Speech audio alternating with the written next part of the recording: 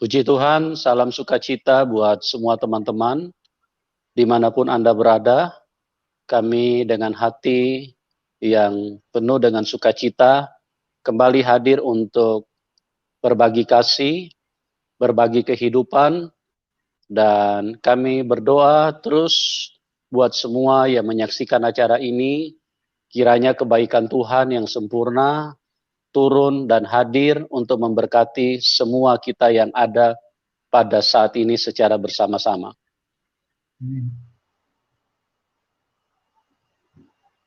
Ya, puji Tuhan.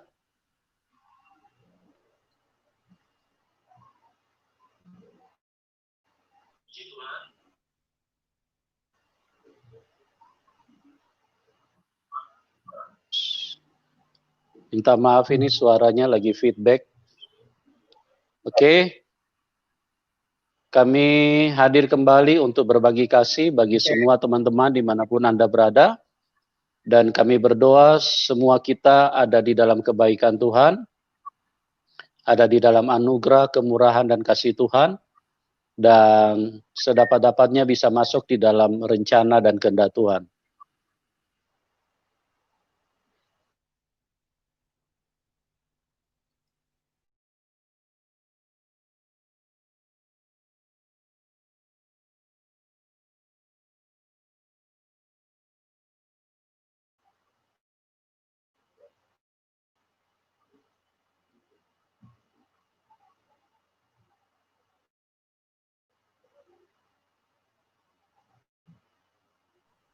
Iya, mohon maaf ini kelihatannya sedikit agak gangguan. Ya oke. Pada malam hari ini kita menghadirkan seorang narasumber bagaimana kuasa Tuhan yang bekerja di dalam kehidupannya pada waktu dia masih remaja belia. Tuhan menghampiri Mas Rio untuk dibawa ke tahtanya dan kemudian juga diperlihatkan tentang alam maut, neraka, tempat penghukuman bagi banyak manusia. Nah, untuk kisah lengkapnya kita akan segera dengarkan bagaimana Mas Rio pada saat itu dia sedang ada di dalam pendidikan pesantren, kemudian Tuhan Yesus menjumpai dia dan Tuhan Yesus memperkenalkan kasih dan kuasanya yang begitu luar biasa, sehingga membuat Mas Rio bisa percaya kepada Tuhan Yesus dan menjadikan Tuhan Yesus sebagai Tuhan dan Juru Selamatnya. Oke, kita akan segera mendengarkan kesaksian dari Mas Rio. Selamat malam Mas Rio.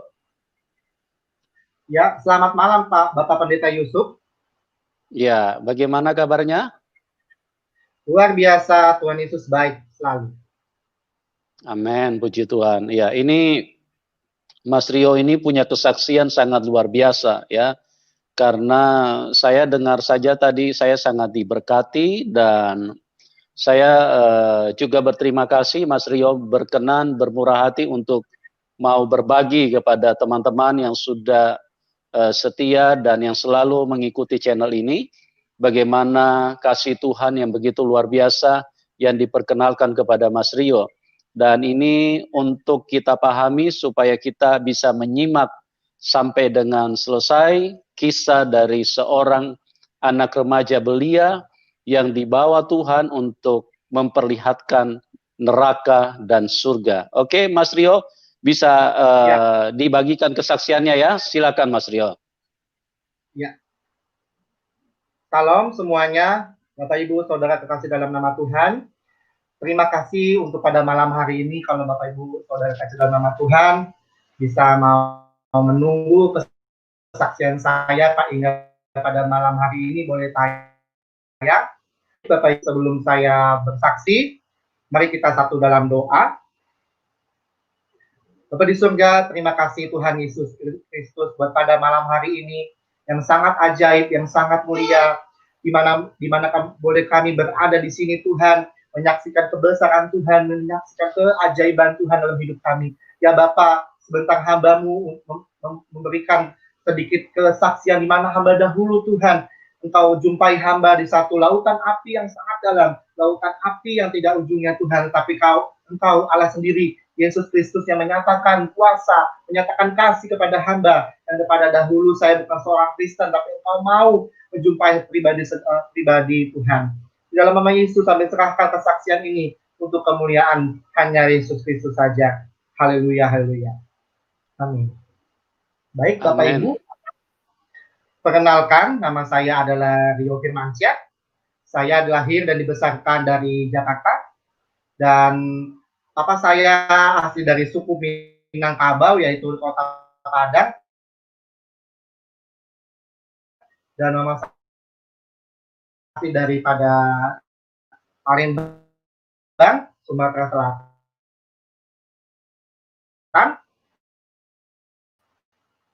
Kuasa Tuhan yang sangat mulia, kuasa Tuhan yang sangat luar biasa, di mana 9 tahun yang lalu Tuhan izinkan saya berjumpa yang namanya yang punya kerajaan surga.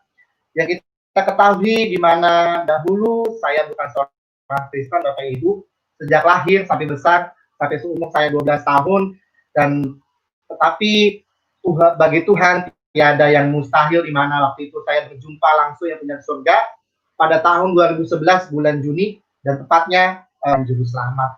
Baik, sebelum saya mengenal Tuhan lebih jauh, saya mengenal teman saya dahulu, seorang Kristen, Chinese, dan begitu mama saya ada anaknya, itu ada 3, di mana abang saya itu dioper asuh, dan kami semua itu 3 bersaudara itu dioper asuh, Bapak Ibu Saudara. Yang satu ada di Batam, yang abang saya di Bekasi.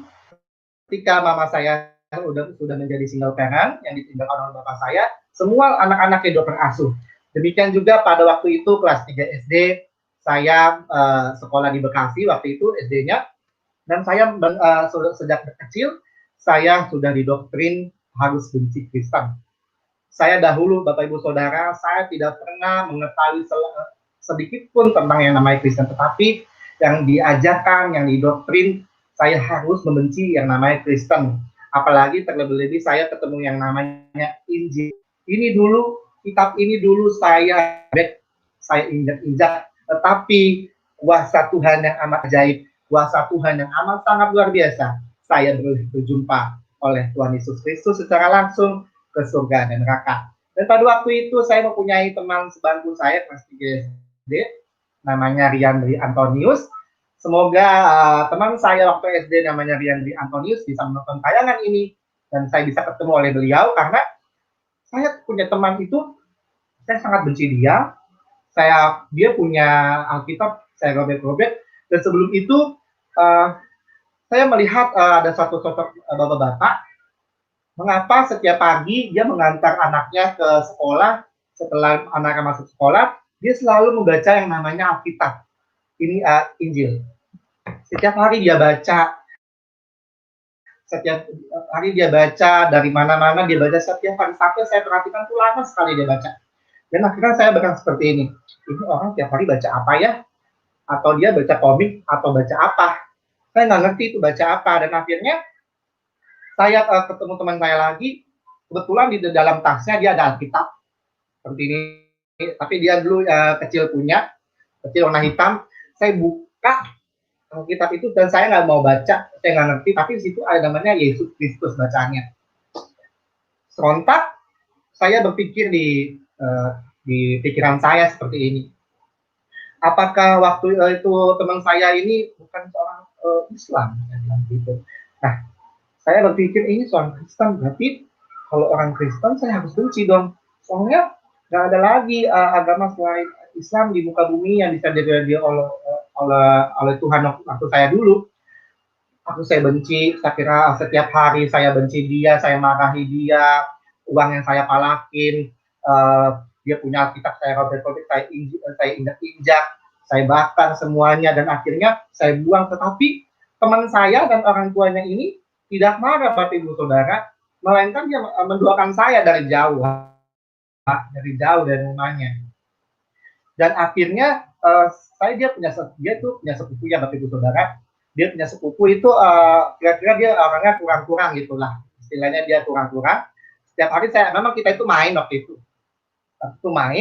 Dan akhirnya saya ajak main sampai jauh-jauh di Bekasi, sampai dengan kereta, saya tinggalkan dia karena dia masih kecil dan saya waktu itu masih kecil, cuma saya kira-kira saya sudah pokoknya asik-asik lah gitu waktu itu.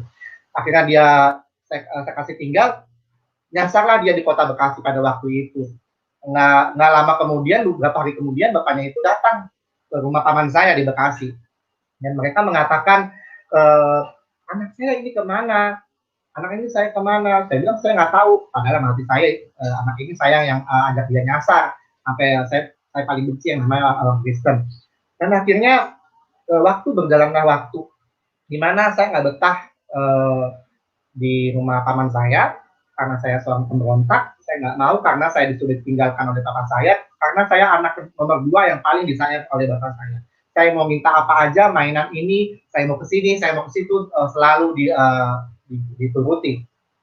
Tetapi ketika papa saya sudah tiada, dipanggil Tuhan, saya merasa sedih. Kenapa bapak saya seorang baik tidak ada? Bisa secepatnya dia meninggalkan kami semua. Dan akhirnya saya menjadi seorang pemberontak. Seiring berjalannya waktu, Bapak Ibu Saudara, saya dimasukin ke pesantren waktu itu. Itu tuh sekitar saya, kalau nggak salah, kelas 4 SD saya di pesantren. Hanya 1 tahunan saya di pesantren, yang itu namanya di Al-Habib Asghar bin Mahdi Nurul Iman, letaknya dia ada di Parung Bogor, itu Ciseeng. Ya, di situ saya menjalani hari-hari saya. Jadi saya pemberontaknya itu agak kurang. Jadi saya sering ngaji, saya sering sholat, saya sering sekolah di situ juga. Saya sering mendengar ceramah Habib, itu namanya Habib bin Mahdi waktu itu ya. Dengan mereka itu Habib itu bagus sekali, ceramahnya bagus, orangnya baik hati. Saya kalau datang itu sering salaman, selalu kepala saya diusap. Saya merasakan enak di situ. Tapi Tuhan yang ajaib, Tuhan yang mulia, betapa kemuliaannya luar biasa. Dia injil saya secara pribadi, Bapak Ibu Saudara.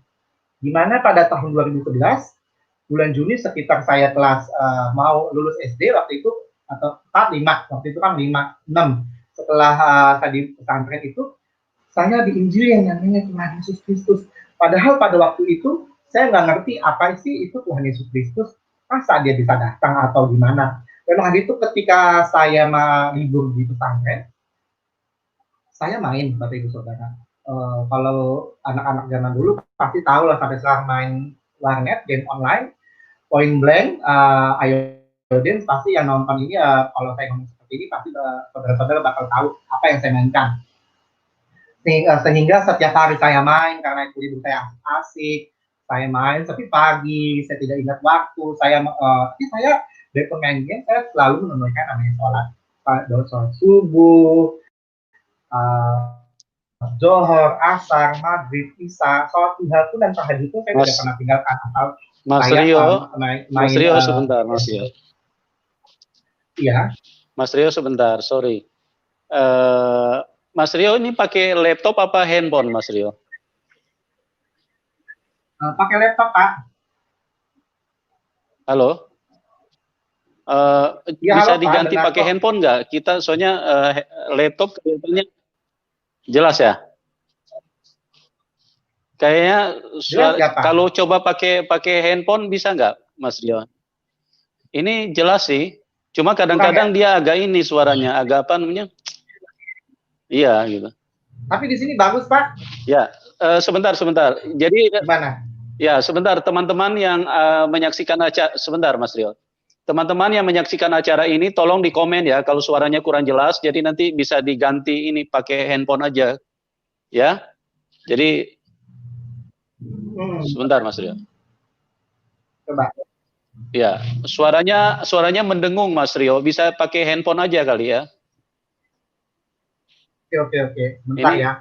Ya, bentar, coba diganti pakai handphone aja dulu. Saya ganti ya, saudara-saudara, maaf karena saya pakai kuota jadi agak gimana gitu. Ya, ya. Bentar, WhatsApp. Ya, oke. Jadi yang ini mana saya akhiri dulu. Ya, teman-teman mohon sabar sebentar ya. Ini lagi perangkatnya kita coba maksimalkan dulu. Karena pakai laptop agak mendengung suaranya. Jadi kurang mungkin sewaktu-waktu bisa jadi kurang jelas didengarnya. Ya, kita mohon sabar sebentar dan kiranya kita bisa terus setia di dalam Tuhan dan semakin dikuatkan dan diberkati oleh anugerah dan kemurahan Tuhan, dan kita yang ada di dalam Tuhan, biarlah iman kita semakin teguh, karena apa yang akan dibagikan oleh Mas Rio ini adalah sesuatu yang sangat-sangat dahsyat, bagaimana Tuhan memperlihatkan alam maut atau neraka. Nah, di situ ada begitu banyak manusia, berjuta-juta manusia, dengan teriakan yang begitu memilukan, dengan teriakan yang begitu histeris.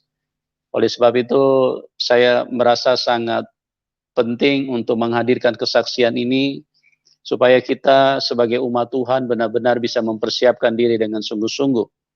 Ya, karena kebanyakan saya lihat orang Kristen kadang-kadang juga tidak mempersiapkan diri dengan sungguh-sungguh. Ya, oleh sebab itu, biarlah kita dengar kesaksian ini dan kita bisa mempersiapkan diri supaya jangan sampai Tuhan Yesus sudah mati buat kita, kita sudah diberikan tiket, tetapi tiketnya kita tidak bisa gunakan dengan baik, ya.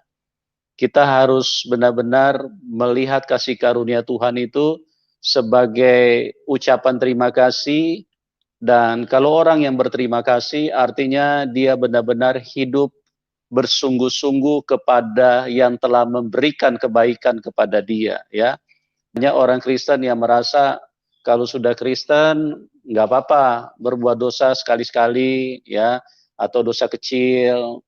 Sebetulnya di mata Tuhan, dosa kecil, dosa besar itu semuanya dosa, ya. Itu semuanya sangat menjijikan, karena dosa itu berasal dari kuasa kegelapan, itu berasal dari iblis, dan Tuhan sangat berduka, Tuhan sangat sedih kalau melihat anak-anaknya yang telah dibasuh dengan darahnya, dikuduskan, disucikan, ditahirkan, terus kemudian masih jatuh bangun di dalam dosa.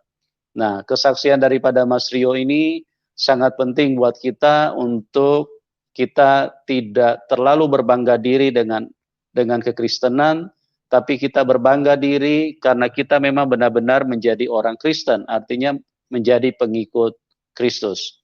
Apa artinya pengikut Kristus?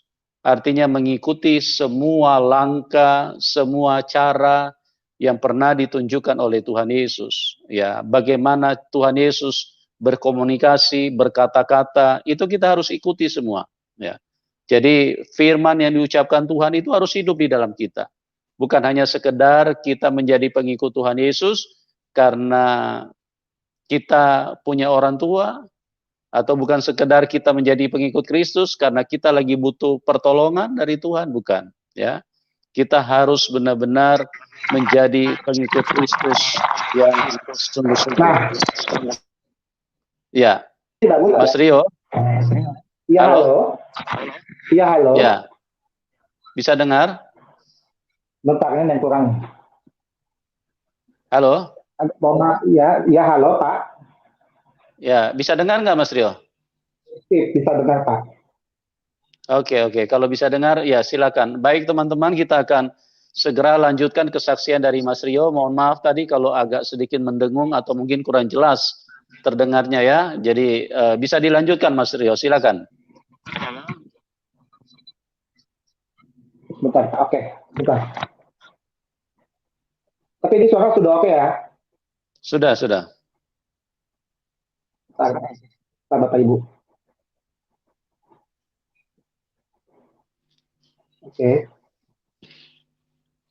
Oke, mohon maaf Bapak Ibu Saudara, tadi ada sedikit kesalahan karena saya pakai kuota, jadi kan saya masukkan ke hotspot ke komputer, jadi suaranya agak mendengung karena faktor sinyal juga ya. Oke, baik. saya akan lanjutkan. Tadi kalau nggak salah sampai di, saya ambil aja dari ini ya, saya punya sahabat saya.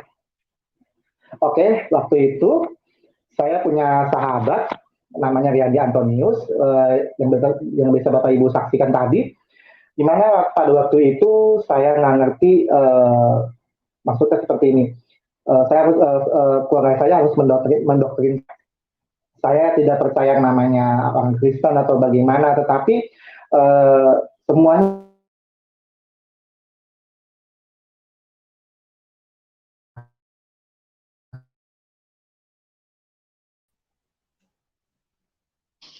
Halo,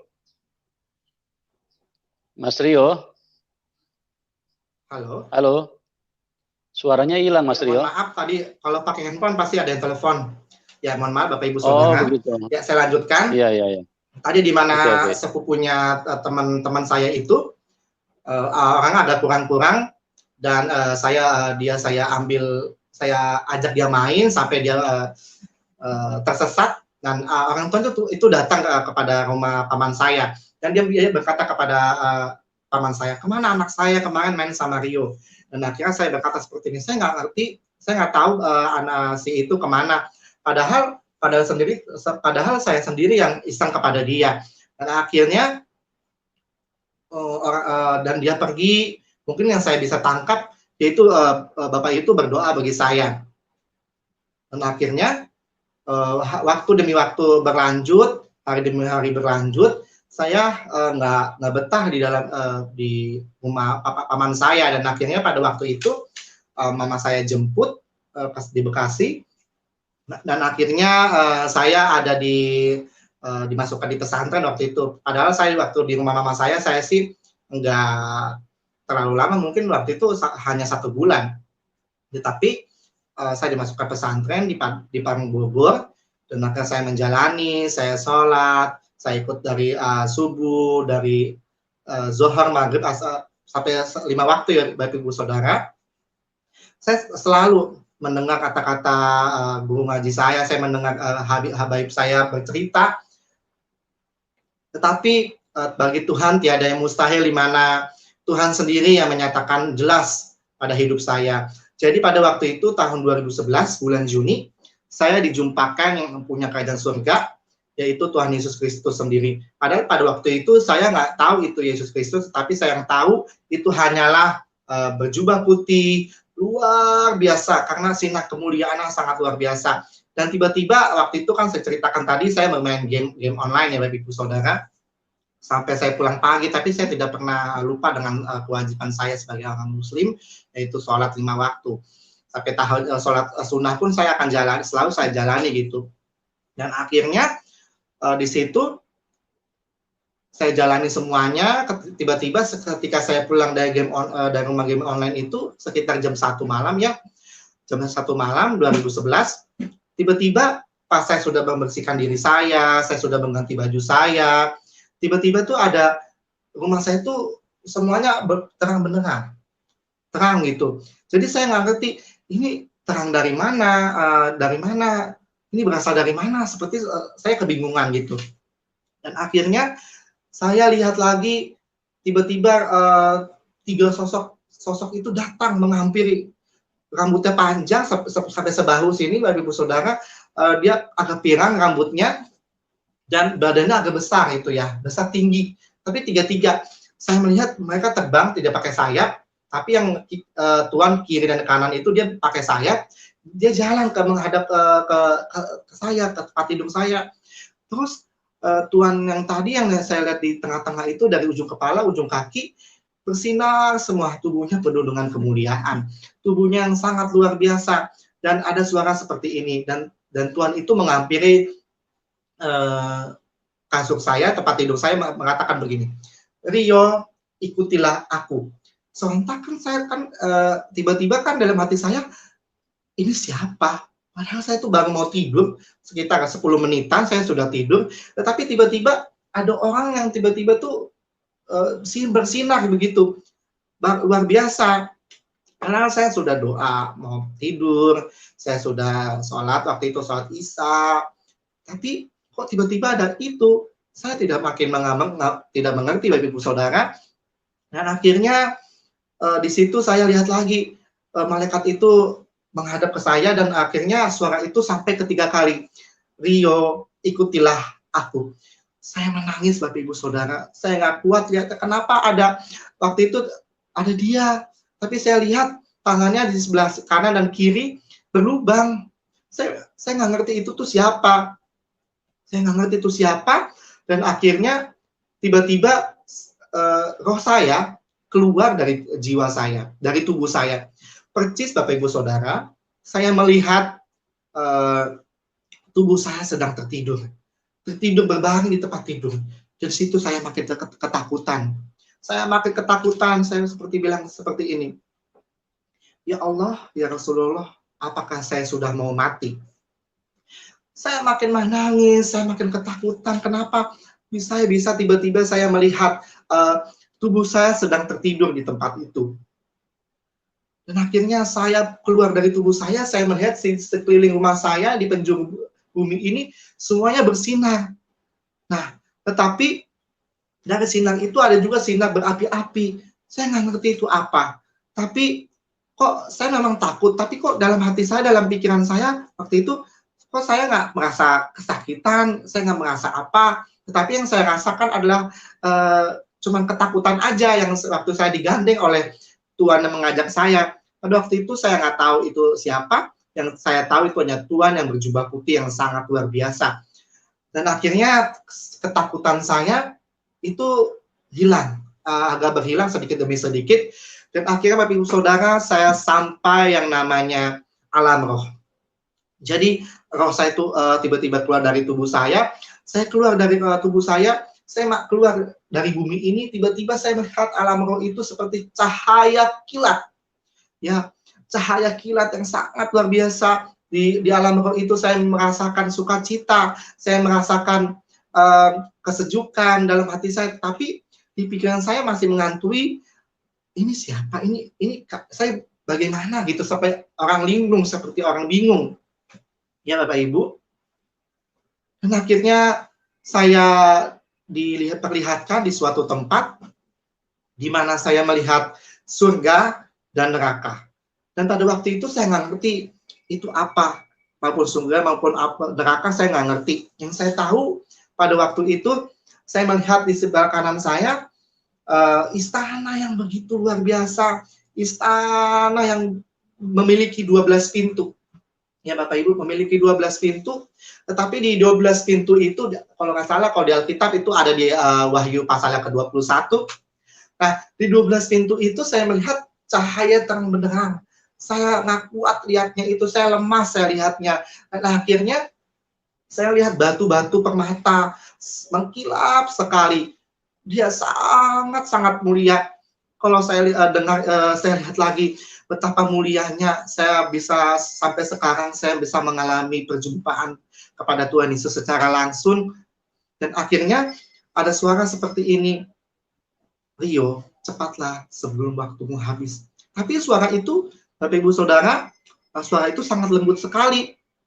Dan akhirnya saya bilang ke Tuhan yang mengajak saya seperti ini, Tuhan, saya mau ke sana. Saya mau ke istana yang besar itu, istana yang tiada ujungnya, istana yang sangat enak dilihat, enak dipandang. Tetapi pas saya melihat lagi ke sisi kiri saya melihat di mana ada terowongan besar, ada terowongan yang sangat-sangat menakutkan. Di sana gelap gulita, baunya yang tidak enak yang saya rasakan, Bapak Saudara. Dan akhirnya saya melihat juga di mana banyak sekali orang-orang minta tolong, orang-orang yang sangat-sangat menakutkan, beraung-raung. Dan akhirnya ada lagi suara seperti ini, Rio, cepatlah sebelum waktumu habis. Saya di situ, saya bilang seperti ini, Bapak Ibu Saudara, ya Allah, apakah saya sudah mau mati? Apakah ini akhir dari seluruh hidup saya? Pada waktu itu saya masih sekitar 12 tahun, Bapak Ibu Saudara. Dan saya pada waktu itu sangat-sangat sedih. Dan akhirnya ada suara seperti ini lagi. Aku adalah Alfa dan Omega, Aku adalah awal dan akhir. Aku adalah yang sudah ada, yang akan datang untuk mengakhiri hidup dan yang mati. Sontak di situ saya sampai saat ini kata-kata itu saya selalu teringat, dan itu jelas dikatakan di Wahyu. Itu selalu di Wahyu ya Bapak Ibu. Dan akhirnya Tuhan itu mengajak, mari saya perlihatkan apa yang kamu harus lihat. Dan akhirnya saya melihat suatu terowongan ini sangat-sangat fatal, yang sangat-sangat gak enak, yang sangat-sangat menjijikan, baunya begitu menyengat, baunya begitu menjijikan sekali, dan saya melihat belerang-belerang yang ada di dalam terowongan itu, dan terowongan itu dijaga oleh 2 orang, tapi di sekelilingnya banyak juga malaikat. Saya nggak ngerti itu tempat apa, tapi Ibu Saudara, kalau saya ceritakan sedetail-detailnya, saya bisa terharu karena kuasa Tuhan yang sangat luar biasa. Dan akhirnya saya melihat lagi malaikat di situ, tiba-tiba pintu itu terbuka. Dan pintu itu terbuka Bapak Ibu Saudara. Dan orang-orang yang meraung-raung itu banyak sekali minta tolonglah saya. Bapak Ibu Saudara, pada waktu itu saya berbicara dan saya mendengar itu bukan memakai bahasa Indonesia. Saya memakai bahasa yang bisa dimengerti pada waktu itu. Dan akhirnya saya makin kagok, saya makin ketakutan. Saya melihat di situ ada binatang yang sangat buas, binatang yang sangat-sangat menjijikan, di mana saya melihat binatang ada berupa 7 kepala Bapak Ibu Saudara, dan ular itu mencaplok memakan tubuh manusia itu. Tapi pas tubuh manusia itu terbuka, saya melihat ulat yang sangat-sangat bau, sangat-sangat ulat yang dipenuhi yang dengan belerang api. Saya makin jijik, saya makin takut. Itu apa Tuhan mengajak saya pada waktu itu. Tetapi saya merasakan seperti ini. Saya merasakan kok orang lain kok bisa kesakitan ya, bisa minta tolong ya, bisa ketakutan ya. Kok saya tuh enggak, saya tuh enggak. Maksudnya memang saya merasakan ketakutan, tapi tubuh saya ini saya tidak mengalami apa-apa Bapak Ibu Saudara. Saya hanya mengalami dalam pikiran saya hanya ketakutan saja, seperti kaget gitu Bapak Ibu Saudara. Dan akhirnya saya diperlihatkan satu sosok Bapak saya di dalam lautan api itu. Lautan api itu sangat-sangat banyak, di mana binatang-binatang buas yang tidak pernah saya lihat di muka bumi ini. Di sana ada monster yang begitu menakutkan. Saya makin nangis, saya makin ketakutan. Mengapa saya berada di sini? Sekali lagi Ibu Saudara, saya nggak ngerti berada di situ. Saya sangat-sangat ketakutan. Dan akhirnya saya mengatakan dan melihat satu sosok Bapak saya yang sudah almarhum tahun 2007. Di mana pada waktu itu saya mengetahui Bapak saya seorang alim ulama. Bapak saya seorang yang baik. Dia mengajarkan kebaikan kepada seluruh umatnya. Dia selalu menolong kepada tetangganya, selalu menolong kepada seluruh keluarganya. Dan akhirnya, sebentar Bapak Ibu, saya minum dulu. Dan akhirnya saya melihat secara jelas, saya bilang seperti itu. Mengapa ada satu sosok seperti itu? Saya mengatakan, Tuhan, mengapa ada sosok Bapak saya di sini? Dan Tuhan itu berkata kepada saya, Rio, karena papamu belum terima aku sebagai Tuhan dan Juru Selamatnya. Sontak saya nggak ngerti. Saya menangis, saya tersungkur, dan saya bilang, tolong Bapak saya sedang dirantai, kiri kanan tangannya, kakinya dirantai, bajunya, jubahnya itu hitam, pekat bau, tapi wajahnya mirip Bapak saya. Saya makin ketakutan, seperti waktu saya di dalam neraka itu, saya merasakan terhina, terhilang, tercaci maki. Saya merasakan tubuh saya itu hampir mau di situ. Dan akhirnya saya menoleh ke sebelah kanan saya, diperlihatkan lagi suatu mama saya. Mama saya waktu itu belum meninggal, tetapi Bapak Ibu Saudara, mama saya berada di situ. Dan saya berkata kepada Tuhan yang mengajar saya, Tuhan, mengapa ada mamaku di sini? Karena mamaku itu belum mengakhiri hidupnya, tapi kenapa ada mamaku di sini? Dan Tuhan itu mengatakan secara jelas, karena mamamu belum terima aku sebagai Tuhan dan Juru Selamat. Dan Rio katanya Tuhan itu, kalau mau seluruh keluargamu selamat, ikutilah aku. Aku adalah jalan kebenaran dan hidup. Wow, Bapak Ibu Saudara, kata-kata ini, aku adalah jalan kebenaran dan hidup, itu ada di ayat Alkitab, di Injil Yohanes pasal ke-14 ayat dan 6. Kata Yesus kepadanya demikian, aku jalan kebenaran dan hidup. Tiada seorang pun yang datang kepada Bapa kalau tidak melalui aku. Kalau tidak melalui Tuhan Yesus Kristus. Bayangin Bapak Ibu. Suara itu percis sekali. Pas saya tersungkur, pas saya melihat ada mama saya di situ, saya lihat dan saya tersungkur, saya menangis. Tuhan, saya nggak ngerti apa artinya jalan kebenaran. Saya nggak ngerti apa artinya Juru Selamat. Saya nggak ngerti apa itu Tuhan. Saya nggak ngerti itu apa itu semua. Tapi tolonglah, selamatkan keluarga saya, selamatkanlah mama saya. Mama saya tidak ada bersalah apa-apa. Kalau bisa saya saja ada di sini. Sampai saya bilang tersungkur di hadapan Tuhan itu. Tapi Bapak Ibu Saudara, saya lihat lagi. Di mana saya lihat Tuhan yang mengajak saya itu rambutnya panjang, tangannya, kakinya, semuanya itu bersinar, sangat mulia. Wajahnya juga ditutupi dengan sinar kemuliaan. Sampai saya melihatnya seperti ini, makin mata saya sakit pada waktu itu. Dan akhirnya saya serentak yang ada di pikiran saya tidak pernah mengetahui apa itu Nabi Isa Al-Masih atau apa itu bukan. Tapi serentak yang di pikiran saya terbenam seperti ini. Tuhan, Engkau adalah seperti Nabi Isa.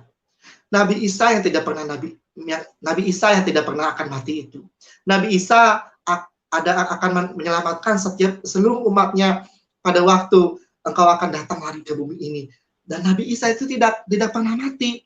Dan Nabi Isa itu ada langit ketujuh sampai saat pada waktu itu saya bicara seperti itu bagi Bapak Ibu. Dan akhirnya Tuhan itu berbicara kepada saya, Rio, aku bukan nabi. Aku Tuhan Allahmu yang empunya kerajaan surga, ikutilah aku. Saya makin menangis, saya makin ketakutan, Bapak Ibu Saudara. Dan akhirnya saya terima Tuhan Yesus. Saya menerima Sang Juru Selamat. Saya menerima Tuhan Yesus secara langsung di waktu di dalam lautan api itu. Secara langsung saya menerima Tuhan di dalam lautan api itu, Bapak Ibu Saudara. Setiap saya menyaksikan betapa mulianya Tuhan, betapa kuasanya Tuhan, saya selalu menangis. Karena apa? Saya membayangkan itu. Saya membayangkan waktu di neraka itu betapa semuanya kesakitan. Dan di neraka itu, Bapak Ibu Saudara, tidak ada pengampunan. Yang ada pengampunan adalah waktu kita di bumi ini. Selama kita hidup, apa saja yang kita boleh berbuat di bumi ini, apa saja yang boleh kita percaya kepada siapa kita Juru Selamat. Tetapi Tuhan Yesus berkata, aku adalah jalan kebenaran dan hidup. Tiada seorang pun yang datang kepada Bapa kecuali melalui aku, melalui Tuhan Yesus Kristus. Dan di Kisah Para Rasul pasal ke-12 ayat, Kisah Para Rasul pasal ke-4 ayat 12 mengatakan, dan keselamatan tidak ada di dalam siapapun. Keselamatan tidak ada di dalam siapapun. Selain di dalam Dia. Garis bawahi Bapak Ibu. Di dalam Dia itu adalah Tuhan Yesus Kristus. Sebab di bawah kolong langit ini tidak ada nama lain diberikan kepada manusia, olehnya kita dapat diselamatkan. Jadi selamat itu oleh hanya Tuhan Yesus yang saya imani, yang sampai saat ini saya percaya. Dan akhirnya di situ waktu saya di lautan api, Bapak Ibu, saya terima Tuhan Yesus Kristus secara langsung, secara real. Saya menerima Tuhan Yesus, Tuhan sebagai kebenaran dalam hidup saya, di dalam alam roh, alam di mana yang saya tidak pernah jumpai, Dan hari itu saya berjumpa di neraka. Beri kemuliaan untuk Tuhan. Haleluya, Bapak Ibu Saudara. Dan setelah saya berjumpa dengan Tuhan Yesus di dalam lautan api atau di dalam neraka, saya berkeliling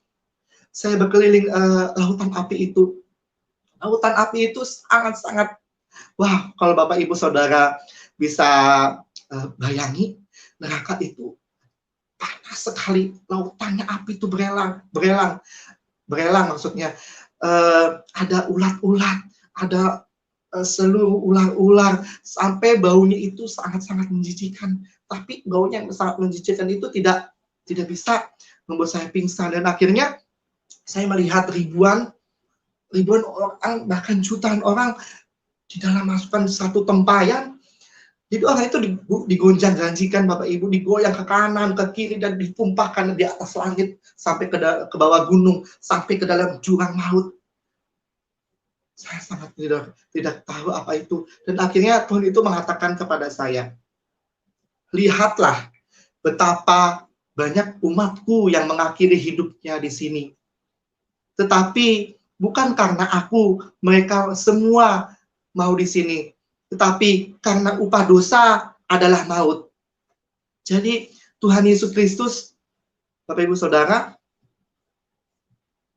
Tuhan Yesus Kristus tidak pernah mau mengendaki umatnya ada di situ. Melainkan umatnya semua, anak-anaknya semua mau masuk dalam kerajaan surga.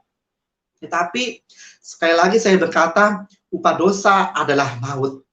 Jadi setiap kita melakukan dosa yang tidak pernah diampuni, dan dosa yang serta melakukan kekejian di mata Allah yang tidak bisa diampuni, maka maut yang ada dalam situ.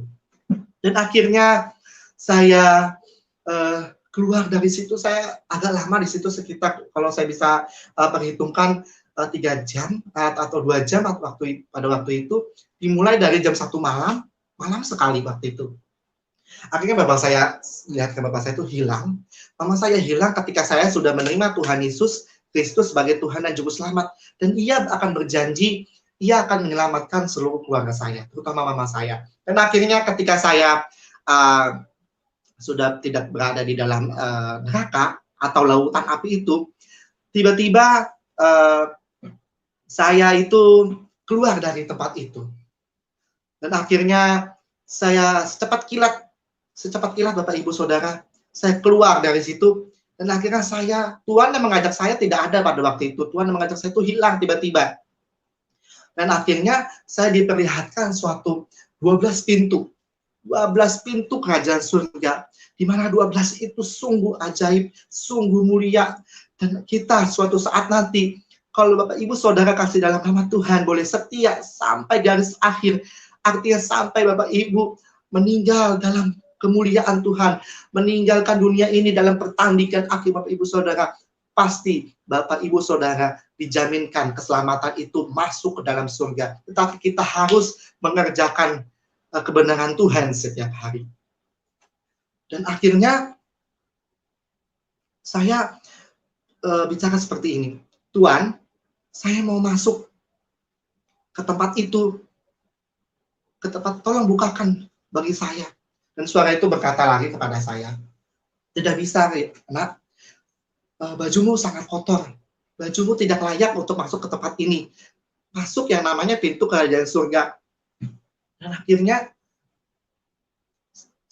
saya pada waktu itu, Bapak Ibu Saudara, diberikan jubah yang sangat mulia, sangat ajaib. Tiba-tiba jubah itu tergantikan dari baju lama saya. Ketika saya sudah menerima Tuhan Yesus sebagai Tuhan dan Juru Selamat, saya sangat terharu, Bapak Ibu Saudara. Karena Tuhan Yesus adalah satu-satunya Sang Juru Selamat. Saya melihat lagi ketika saya sudah digantikan jubah itu sangat mulia. Jubah itu tidak pernah ada di dalam muka bumi ini. Jubah itu ada waktu kita suatu saat nanti, ketika kita sudah mengakhiri hidup kita di bumi ini, kita sama-sama, haleluya Tuhan, kita sama-sama suatu saat nanti kita akan pesta dalam kerajaan surga. Haleluya Yesus. Haleluya Tuhan. Sangat terharu Bapak Ibu. Sekarang saya menceritakan, saya melihat lagi kemuliaan Tuhan sangat besar. Kemuliaan Tuhan yang sangat ajaib yang saya boleh tahu. Dan akhirnya tiba-tiba pintu itu terbuka. Pintu itu terbuka dan akhirnya saya seperti anak pangeran. Saya seperti anak raja pada waktu itu. Coba itu besar sekali, coba itu penuh dengan kemuliaan, diiringi dengan seluruh malaikat yang sangat ajaib, malaikat yang sangat mulia. Dan akhirnya saya jalan, karpet merah tergelar bagi saya. Saya melihat seluruh jutaan umat manusia di situ, kecil sekali seperti manusia. Mereka memakai jubah dan mereka menyanyikan Hosana, Hosana, Hosana yang di tinggi. Dia memuliakan Allah, dia memuliakan Tuhan Yesus ketika saya beranjak ke dalam surga itu, ke dalam kerajaan yang penuh dengan kemuliaan itu. Dan saya melihatkan di atas langit-langit itu, saya diperlihatkan ini adalah orang-orang kudus. Sebelah kanan saya ini adalah para malaikat. Ini adalah para rasulnya Tuhan. Dan ada lagi, ini para martirnya Tuhan. Betapa mulia. 9 tahun yang lalu saya boleh berada di situ Bapak Ibu Saudara. Padahal saya bukan seorang Kristen dari dahulu. Saya seorang Muslim. Dan bapak saya seorang dari suku Minangkabau, Padang Kota, almarhum. Dan akhirnya saya diperlihatkan itu. Dan waktu itu saya melihat lagi trompet sangkakala bunyinya sangat merdu, seperti pangeran sedang berjalan ke dalam tahtanya. Tahta yang sangat luar biasa, tahta yang begitu mulia. Dan akhirnya Tuhan Yesus datang menghampiri hidup. Pada waktu itu datang kepada saya. Dia berkata seperti ini, selamat datang dalam kerajaanku. Haleluya. Hosana bagi kemuliaan Allah Bapa. Itu kerajaan yang sangat ajaib. Itu kerajaan surga Bapak Ibu Saudara. Suatu saat ketika kita sudah mengimani Tuhan Yesus sebagai Tuhan dan Juru Selamat, suatu saat kita akan pesta ke sana. Kita akan terbang ke sana sebagai pengantinnya Tuhan. Dan akhirnya di situ waktu pas Tuhan Yesus, Tuhan mengajak saya itu mengambil seperti ini. Selamat datang di dalam kerajaan surga. Wah, saya sangat terharu. Saya sangat luar biasa. Saya sangat excited pada waktu itu. Dan akhirnya saya jalan. Saya melihat banyak pohon. Tapi pohon itu berhiaskan, berkilau dengan emas, berlian, semua jalanan emas, penuh dengan kemuliaan, penuh dengan terang benderang. Sehingga yang tadinya saya ketakutan, saya memperoleh sukacita yang sangat hebat. Sukacita yang tiada taranya. Sukacita yang sangat ajaib, Ibu Saudara. Praise the Lord. Dan akhirnya, pada waktu itu, saya maju lagi. Saya melihatkan banyak rumah. Saya banyak melihatkan rumah sekeliling saya. Tapi di dalam sisi rumah itu, saya melihat suatu istana yang besar. Suatu ruangan dan tempat yang begitu luas. Luas sekali, tiada taranya luas itu Bapak Ibu Saudara. Nah, akhirnya saya, pas waktu saya di pelataran, saya berada lagi masuk dalam ruang pertama, sudah disambut oleh banyak malaikat. Malaikatnya sangat merinding pada waktu itu. Dan akhirnya, pada waktu itu, saya masuk lagi di ruangan kedua, dan saya melihat suatu meja yang sangat besar, meja yang sangat tiada taranya, dari ujung ke sana panjang sekali, bangku-bangku berada di situ, dan di situ ada roti, ada anggur, ada cawan yang begitu luar biasa, tapi ada singgasana yang besar. Dan itu kalau kita tahu Bapak Ibu Saudara, itu adalah gambaran pesta dalam kerajaan surga.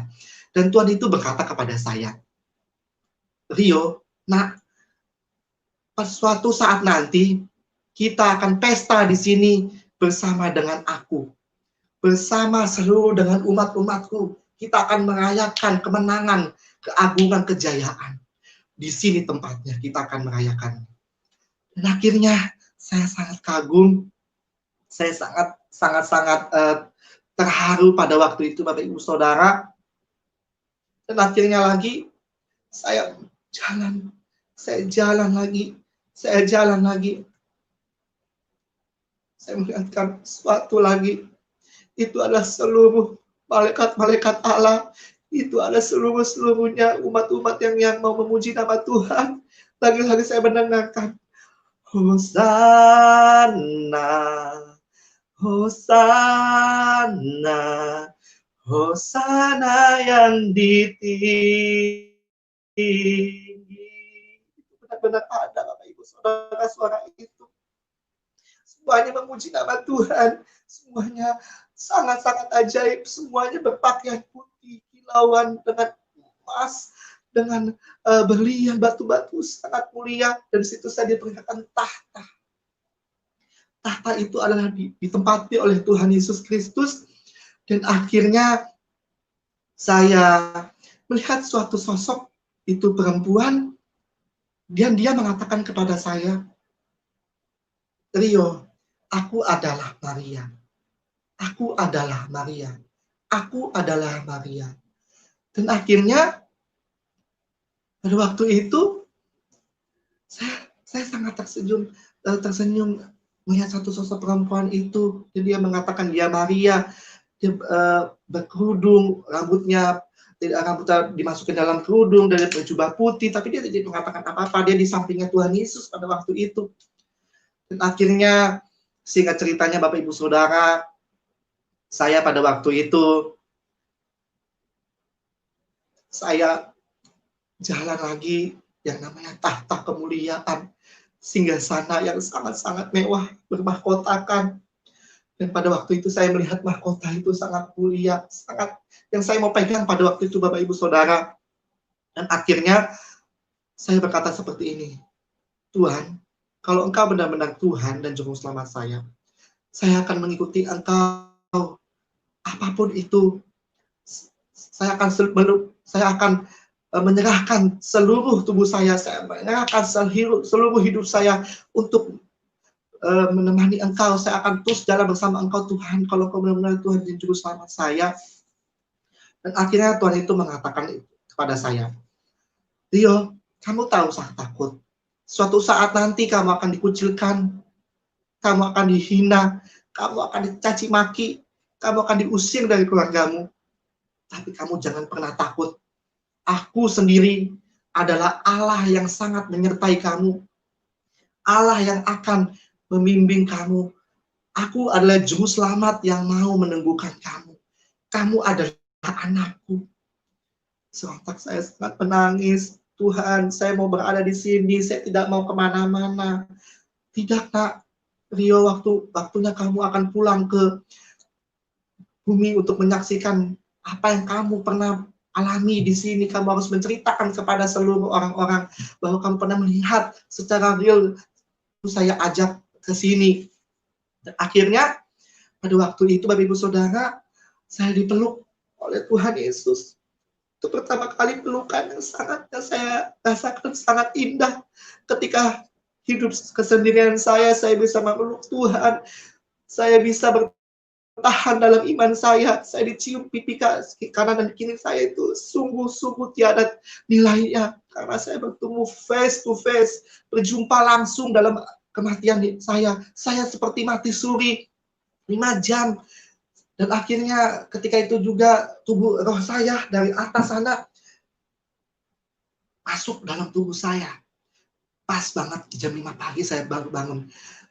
Dan akhirnya saya bangun, saya mengatakan seperti ini. Terima kasih Tuhan, kalau Engkau adalah Tuhan Yesus, Engkau adalah Allah, saya akan menerima Engkau sepenuhnya. Saya akan mengikuti Engkau. Puji Tuhan Bapak Ibu Saudara, sedikit dari kesaksian saya, di mana pada waktu itu saya bisa menerima Tuhan Yesus dan saya dijumpai langsung kepada Sang Juru Selamat. Dan boleh Bapak Yusuf menampilkan akte baptis saya. Halo Pak Yusuf. Iya, kita tampilkan ya. Halo. Iya. Ah, Iya. baik, mungkin agak Halo. gimana gitu ya. Bisa dengar? Dan akhirnya, Bapak Ibu Bisa dengar, Saudara, Mas Rio? setelah saya, ya Pak, halo. Halo. Ya, bisa dengar, Sebentar Pak, suara aku ada ya. Mas Rio? Halo Pak. Iya, Suaranya iya. nggak ada ya. Bisa dengar, Halo Mas Pak. Rio?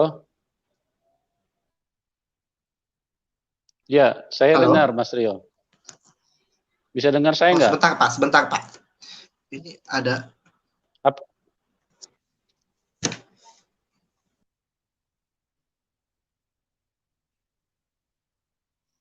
Halo? Ya, teman-teman lagi ada gangguan sinyal sedikit ya. Jadi nanti Mas Rio akan masuk kembali karena memang sinyal kadang-kadang suka nggak stabil. Ya, jadi itulah sebuah karya Tuhan yang begitu ajaib, begitu luar biasa, dan Tuhan Yesus adalah pribadi yang bukan hanya tertulis di dalam sebuah buku, tetapi dia adalah pribadi yang sangat nyata dan yang sangat real dan bisa dialami oleh banyak manusia. Dan banyak manusia ini menjadi saksi buat banyak orang supaya kita bisa mempercayai bahwa Yesus Kristus itu adalah satu-satunya Tuhan. Dan dialah yang menyelamatkan. Ya baik Pak, mohon maaf. Oke, Mas Rio bisa dengar saya? Halo Pak. Ya, bisa dengar? Ya Bisa Pak, dengar bisa saya? dengar. Iya tadi iklan sedikit Mas ya Pak. Rio? Ya halo Pak. Ya, oke. Iklan sedikit. Ya. Tapi suara saya itu dengar nggak Pak? Dengar, saya dengar jelas, suaranya jelas sekali.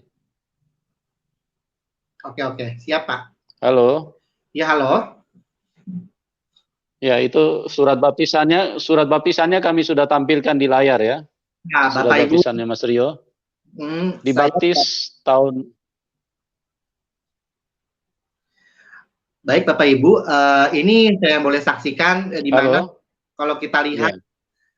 Bapak Ibu Saudara di channel-channel di YouTube dari mana-mana, saya kan kesaksian kan sudah di mana-mana Bapak Ibu Saudara, dan mereka mengatakan saya itu bohong, saya itu bukan baptis tahun 2012, tetapi saya baru masuk Kristen dari tahun 2017, dan ini buktinya saya di akte baptisan saya itu foto waktu saya SD Muhammadiyah Bapak Ibu Saudara yang waktu di foto itu, dan itu tahun 2011. Baik Pak Yusuf, mohon jelaskan lagi. Iya. Oke. Di situ bisa terlihat dengan jelas ya bahwa itu adalah akte baptisan daripada Mas Rio yang mana setelah Tuhan menjumpai dia mengambil keputusan untuk dibaptis dan menjadi pengikut daripada Tuhan Yesus. Oke? Oke, dan ini Masih ada lagi yang mau ditampilkan Mas Rio? ya ini sebentar Pak. Dan ini saya lulus di tahun 2011 yaitu di Depok di SD Muhammadiyah 4 Depok. Jadi kalau saya lihat ada sekali banyak orang-orang yang bilang kesaksian saya bohong, dan ini kesaksian saya real, dan itu saya lulusan dari SD Muhammadiyah 4 Depok. Ini bisa saya saksikan. Boleh ditampilkan waktu saya punya ijazah TK, Pak? Ya. Dan ini ya, ijazah TK, oke. Ya, ini sudah ada di layar, ya. Iya. Dan ini saya sudah dari kecil saya dilahirkan secara Muslim. Saya seorang Padang, nama saya seorang Palembang, dan ini secara jelas tidak direkayasa Bapak Ibu.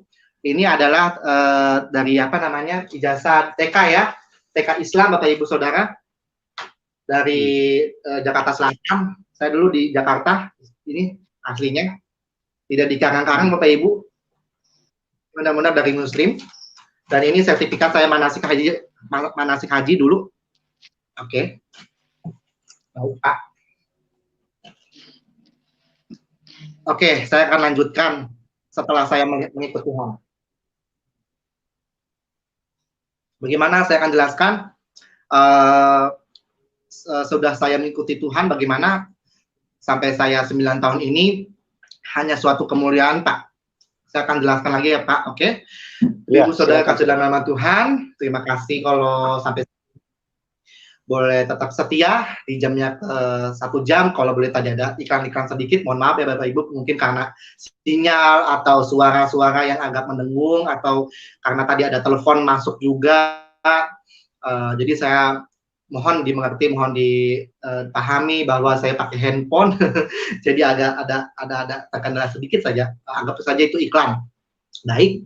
Ya. Dan pada waktu itu, ketika saya sudah berjumpa dengan Tuhan Yesus Kristus ke surga dan neraka, saya mengalami yang namanya penganiayaan, Bapak Ibu Saudara. Saya mengikut Tuhan Yesus itu nggak gampang. Mengikut Yesus itu adalah ada bayarannya. Mengikut Yesus itu harus sangkal diri, harus memikul salib. Tetapi Tuhan telah menguatkan saya di ayat Mazmur yang pasal ke-126 ayatnya, karena demikian firman Tuhan. Orang yang berjalan maju dengan menangis sambil menabur benih, pasti pulang dengan sorak-sorai sambil membawa berkas-berkasnya. Itu yang saya imani. Dan pada waktu itu saya menceritakan semua pengalaman saya kepada seluruh keluarga saya, di mana mereka sangat kebingungan waktu saya menjadi seorang Kristen pada tahun ke-1, di mana mereka berusaha mengembalikan saya ke ajaran Muslim, di mana saya harus mualaf sekitar sudah 2-3 kali. Saya dibawa ke ruqyah, saya dibawa doa, saya sampai dibawa ke papaya. Dan paman saya itu orang Padang, dan paman saya seorang ustadz. Dia menerawang saya dan dia berbaca doa kepada Tuhan yang diimaninya. Dia berkata seperti ini kepada mama saya. Rina, mama saya namanya Rina. Kamu jangan usik anakmu itu. Memang dia sudah masuk Kristen. Tetapi ada satu sosok berjubah putih yang tidak bisa dikalahkan di dalam dirinya. Jangan pernah kamu usik. Percuma kamu mau bawa ke dukun atau kemana-mana ke ustadz habaib untuk mendoakan dia. Dan akhirnya itu gagal semua, Bapak Ibu. Sampai sekarang banyak dulu saya melihat santet, saya melihat teluh, itu dikirim tiba-tiba ke rumah saya, pakunya besar benanah. Jadi saya bilang, dalam nama Yesus saya serahkan tubuh saya serahkan jiwa saya ke dalam tangan Tuhan. Ketika saya dalam nama Yesus, enyahlah engkau iblis, saya tengking, itu hilang, Bapak Ibu. Dan satu dua kali saya melihat waktu saya di Jakarta Timur, waktu dulu saya SMP, waktu itu saya sudah diusir dari rumah, saya melihat ulat dari langit-langit rumah saya. Tapi ulat itu nggak bau, dan ulat itu ada di malam Selasa dan ada di malam Jumat pada waktu itu. Tapi ulat itu jatuh. Ulat itu jatuh waktu saya memakai minyak urapan. Minyak urapan adalah minyak dari kesukaan Allah. Itu di ayatnya di Wahyu 6 ayat 6, bisa dibaca di rumah masing-masing. Dan akhirnya, tapi ulat itu tidak pernah jatuh ke badan saya. Dia hanya jatuh ke lantai, dan dia tidak jatuh ke bantal saya, dia tidak jatuh ke dalam kasur saya. Betapa keajaibannya Tuhan, saya bisa dilindungi seperti itu. Dan itu saya kedemikian kali, dan akhirnya saya ciprati dalam nama Yesus, kuhancurkan setiap kuasa kegelapan, mau di dalam bumi, mau di dalam kuasa manapun, di dalam udara, kami hancurkan, kami patahkan, kami usir dalam nama Yesus, kembali ke asalnya. Praise the Lord, dalam 2 minggu hilang. Saya tidak apa-apa. Dan saya waktu itu diusahakan kembali ke Muslim lagi oleh keluarga saya, tapi saya mengatakan saya tetap mau beriman kepada Tuhan. Dan akhirnya saya dibaptis pada tahun 2012, bisa yang tadi disaksikan Bapak Ibu Saudara, saya dibaptis di Gereja Tiberias Indonesia oleh Bapak Pendeta Dr. Yesaya Pariaji, yang kalau kita boleh tahu Bapak Ibu Saudara, Bapak Pendeta Dr. Yesaya Pariaji adalah seorang yang dari Muslim juga. Mereka satu keluarga, dan istrinya itu dari Minang. Mereka bertobat terima Tuhan, dan akhirnya mereka bisa melayani ke mana-mana. Dari dulunya dia sangat benci Injil, sampai dia membagikan Injil kepada seluruhnya. Jadi pada waktu itu saya juga membagikan yang dahulunya saya sangat benci yang namanya Injil, saya sangat benci yang namanya orang Kristen. Tapi saya sekarang boleh memberitakan Injil sampai kemana-mana. Saya boleh memberitakan Injil ke Singapura, saya boleh memberitakan Injil ke Malaysia, saya boleh memberitakan Injil ke Thailand. Sudah 8 kali saya ke sana, bolak-balik. Itu semuanya hanyalah kuasa Tuhan yang jadi, Bapak Ibu Saudara. Dan akhirnya saya pada waktu itu disidang oleh mama saya dan oleh paman saya, di mana pada waktu itu mereka tidak setuju saya masuk Kristen. Saya harus jadi Muslim, dan mereka sangat-sangat ketakutan. Kalau Bapak Ibu Saudara dari sebagian penonton pasti sudah tahu kesaksian saya yang sudah lama, pasti sudah tahu. Kalau yang baru, mari simak selalu ya Bapak Ibu Saudara. Dan akhirnya saya disidang oleh paman saya setelah 1 tahun saya ke gereja atau menjadi orang Kristen setelah saya dibaptis. Mereka sangat curiga, kemana sih Rio setiap minggu berada, kok dia selalu pagi-pagi tuh jalan kemana-mana ya. Dan saya mengatakan seperti ini, Om, atau mama saya juga, saya bilang, saya setiap minggu itu belajar menyanyi, tapi saya belajar menyanyi di mall. Oh, mungkin dia berpikir dia mau belajar nyanyi. Oke, pasti dalam hati saya belajar nyanyi di gereja. Itu saya nggak jelasin karena saya takut mama saya tuh marah besar. Jadi dulu saya setiap ke gereja, Bapak Ibu Saudara, saya selalu dicambuk oleh kabel listrik tebelnya segini. Setiap saya ke gereja, saya dicambuk punggung saya, kepala saya dicambuk. Sebentar. Saya dicambuk setiap ke gereja. Tetapi itu tidak pernah menyurutkan saya terus belajar firman Tuhan. Saya tidak pernah menyurutkan hati saya untuk selalu berdekat kepada Allah. Tapi di situ saya dikuatkan Tuhan. Mengapa? Ikut pengikut Tuhan itu harus berbayar harga. Kita harus pikul salib, sangkal diri kita. Sangkal diri atau pikul salib itu tuh berbeda-beda. Dalam kehidupan kita semua, dari keluarga kita, dari pendidikan kita, dari seluruh masyarakat kita pasti mengalami yang namanya sangkal diri, pikul salib. Dan semua teman-teman saya, Bapak Ibu Saudara, mereka sangat benci kepada saya karena saya Kristen. Dan beberapa teman saya injili dia. Mereka sangat tidak percaya kenapa saya waktu itu masih 12 tahun, masih anak-anak, yang tadi saya benci menjadi seorang Kristen. Akhirnya saya menjadi seorang Kristen, menjadi seorang penginjil pada saat hari ini. Dan akhirnya ketika saya disidang, paman saya seperti ini bicaranya. Kamu mau pilih Yesusmu atau mau pilih keluargamu? Kalau kamu mau pilih Yesus, engkau akan habis. Tetapi kalau kamu pilih keluarga, kamu akan mendapatkan segala fasilitas, segala yang kamu mau, kami akan berikan asalkan kamu kembali kepada kami, kepada jalan Allah Subhanahu wa Ta'ala. Saya bilang seperti ini, Om, sampai setetes darah saya, sampai tetes darah saya terakhir, saya mau ikut Tuhan Yesus sampai selamanya, sampai saya sudah siap, saya mau berkorban demi Tuhan, karena Tuhan Yesus telah berkorban kepada seluruh dunia ini. Dia rela mati di kayu salib, dia rela keilahannya dimatikan di kayu salib untuk menebus setiap umat-umat seluruh dunia. Dan bukan untuk menebus orang Kristen saja, mereka Tuhan Yesus mau menebus setiap seluruh umat manusia di muka bumi, siapapun, tidak pandang agama, tidak pandang suku, tidak pandang ras. Tuhan Yesus mau menyelamatkan semuanya. Tetapi kemuliaan Tuhan, kemuliaan Allah dan keilahannya Tuhan Yesus dinyatakan pada waktu Yesus Kristus mengalahkan maut. Kalau memang Tuhan, dia pasti bangkit.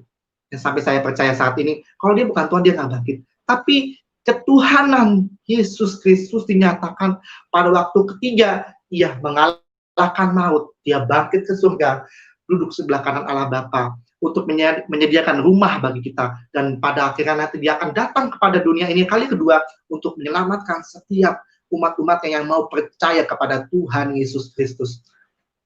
Dan akhirnya iman itu yang saya baru-baru baca dalam Alkitab yang sekolah remaja kasih tahu kepada saya setelah saya dibaptis. Yang saya pelajari, saya seorang militan setiap minggu jam 7 pagi saya sudah ke gereja. Saya masih umur 12 tahun, 13 tahun. Tepuk tangan, puji Tuhan, haleluya, saya mau ikut Tuhan Yesus, saya mau iring Tuhan Yesus sampai selama-lamanya dalam hidup saya. Itulah kalau kita sudah diinjili Tuhan. Kita tidak pernah mengelak karena kita sudah mengalami yang namanya perjumpaan. Tetapi berbahagialah kepada Bapak Ibu Saudara yang tidak melihat kuasa Kristus, sebab engkau juga menerima mahkota yang sama.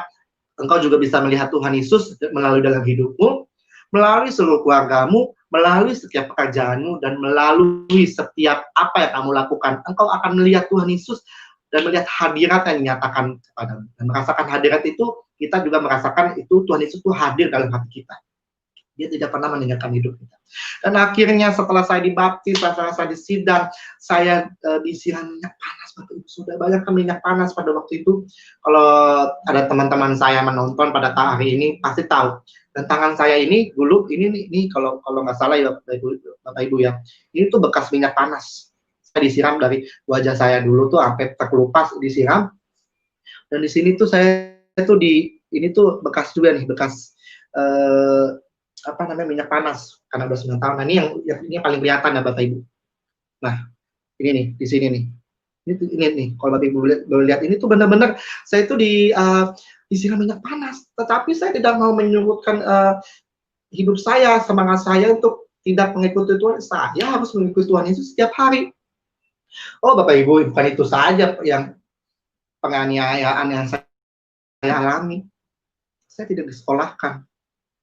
Seluruh teman-teman saya benci karena dulu saya di SMP saya sekolah di sekolah SMP menengah pertama YKS Yayasan Islam waktu itu di Kota Depok, YKS ya. Kalau Bapak Ibu mau tanya silakan tanya, saya ada di situ. Mereka mengeluarkan saya karena saya menerima Kristen. Dan akhirnya saya dikeluar dari rumah saya diusir dari rumah saya berkali-kali. Saya diusir nggak sekali 2 kali, saya pernah diusir sampai 10 kali, dan kali yang 10 saya benar-benar keluar. Itu pada waktu umur mau 14 tahun kalau nggak salah. Bayangin, umur 13 tahun atau 12 tahun aja saya harus mengalami sedemikian. Saya harus mengalami yang namanya caci makian, saya harus mengalami yang namanya kehinaan, saya harus mengalami yang namanya dikucilkan, saya harus mengalami cambukan, penolakan yang sangat-sangat membuat psikis saya ini tidak enak. Tetapi pada waktu di surga, Tuhan menjanjikan, jangan pernah takut apa yang kamu alami. Aku akan menyertaimu sampai kamu pada kesudahan hidupmu. Dan itu benar Bapak Ibu Saudara. Dan akhirnya setelah saya diusir, saya nggak tahu harus kemana Bapak Ibu Saudara. Saya mau makan pun nggak ada. Mau tinggal di mana hidup saya? Saya mau berteduh di mana istilahnya saya? Saya sampai di Senen. 2 hari saya makan tidur di jalanan Bapak Ibu. Cuman bawa uang cuma 20.000, kantong kresek isi baju. HP Asia pada waktu itu tahun-tahun itu waktu umur saya 13 tahun. Itu masih HP Asia. Saya menangis, Tuhan tolong saya, kalau Kau benar-benar Tuhan hari ini tolong kuatkan saya mau percaya pada Engkau. Kalau Engkau boleh menguji saya seperti ini, saya mau percaya Tuhan Yesus. Besok hari Minggu saya ketemu orang yang baik, ketemu orang yang mau mengambil saya, mau menolong saya. Kalau Yesus saya serahkan. Doa yang sangat singkat, doa yang sangat sederhana, tetapi makanan datang. Uang datang sekian ratus ribu. Ada orang yang sangat begitu iba pada waktu itu saya diusir dari rumah. Padahal di rumah saya mana mau ya Bapak Ibu Saudara mau berpindah agama. Berpindah keyakinan kalau dia tidak pernah mendapatkan panggilan yang benar. Karena kalau ketika dia menerima panggilan yang benar, mati pun dia siap. Dan begitu pun saya siap mati. Mati adalah keuntungan bagi umat yang percaya. Akhirnya saya makan di jalanan, di pasar Senen, di kolong ada, waktu itu masih ada kolong ya. Waktu itu nggak salah masih ada banner-banner yang nonton film itu yang zaman-zaman dulu tuh pasti Bapak Ibu Saudara tahu lah ya. Saya duduk di situ tuh, saya orang-orang pada ini. Tapi saya percaya Tuhan, saya anak raja, saya anak kemuliaan. Dalam nama Yesus besok ada yang menolong saya. Benar Bapak Ibu Saudara, ketika saya di gereja, Saya cuma menangis, saya cuma Tuhan kau baik, Tuhan kau mulia, saya hanya menyembah Tuhan dengan kesederhanaan saya. Dulu saya itu nggak seperti ini, Bapak Ibu, saya jelek sekali, saya tidak terurus oleh keluarga saya karena saya mengikuti Kristen. Dan akhirnya saya waktu itu diasuh oleh seorang marga orang Batak, suku Batak. Sekarang dia sudah ada di surga. Dia yang pertama kali yang menolong saya, dia memberikan makan saya, dia mencucikan baju saya. Sangat terima kasih ibuku yang ada di dalam kerajaan surga. Sampai jumpa suatu saat nanti. Ibu adalah satu saksi yang sangat luar biasa. Ibu adalah di mana engkau yang pertama kali ibu tuh menolong saya, menolong ketika saya diusir dari rumah, saya nggak punya apa-apa, saya nggak makan, saya nggak minum. Tuhan atur, Tuhan mengirimkan orang baik seperti ibu Sinta Silalahi. Haleluya. Itu ibu itu sudah dalam kerajaan surga sekarang. Dan akhirnya ketika saya tidak sekolah, saya kerja kemana-mana. Tuhan, saya mau sekolah, Tuhan, saya mau kesini, Tuhan. Dan akhirnya Tuhan mengirimkan seorang yang baik untuk menyekolahkan saya. Sampai saya selesai SMP oleh dokter. Tuhan, aku juga mau sekolah SMK, Tuhan, tolong saya, Tuhan. Tuhan, saya mau meluluskan sekolah saya, Tuhan, aku percaya dalam nama Tuhan Yesus Kristus. Doa yang sangat singkat, doa yang sangat sederhana. Dia tahu segala apa yang kita butuhkan dari saudara. Dan akhirnya SMA saya boleh lulus, tapi waktu itu saya pernah pulang ke rumah saya pernah sekolah saya kan berganti-ganti sekolah waktu itu ya. SMP saya kalau nggak salah, saya ganti udah 2 kali. SMK saya itu ganti 2 kali juga. Pertama saya di sekolah SMK Al-Hidayah Cinere Depok, karena saya beberapa bulan pulang ke rumah. Mungkin pada waktu sudah sekitar 6 atau 7 tahun waktu itu, mama saya sudah setuju saya masuk Kristen. Ternyata pada waktu saya umur 17 atau 18 tahun, mereka masih belum setuju saya masuk Kristen. Dan akhirnya saya di sekolah Islam itu saya 1 tahun, dan akhirnya udah saya nggak dikeluarkan sih, cuman saya mengundurkan diri. Saya bilang mama saya dan keluarga saya, kamu benar-benar belum mau berubah. Wah, saya sampai benar-benar dicambuk oleh om saya. Saya pernah saya hampir mau dibunuh, tapi saya mau masuk ke dalam sumur batu, airnya nggak ada. Itu pernah, tapi saya sekali lagi saya serahkan tubuh saya serahkan jiwa saya ke dalam tanganmu. Dan om saya pernah mau membunuh saya, dan Krisnya segini Bapak Ibu, saya sudah dibuka.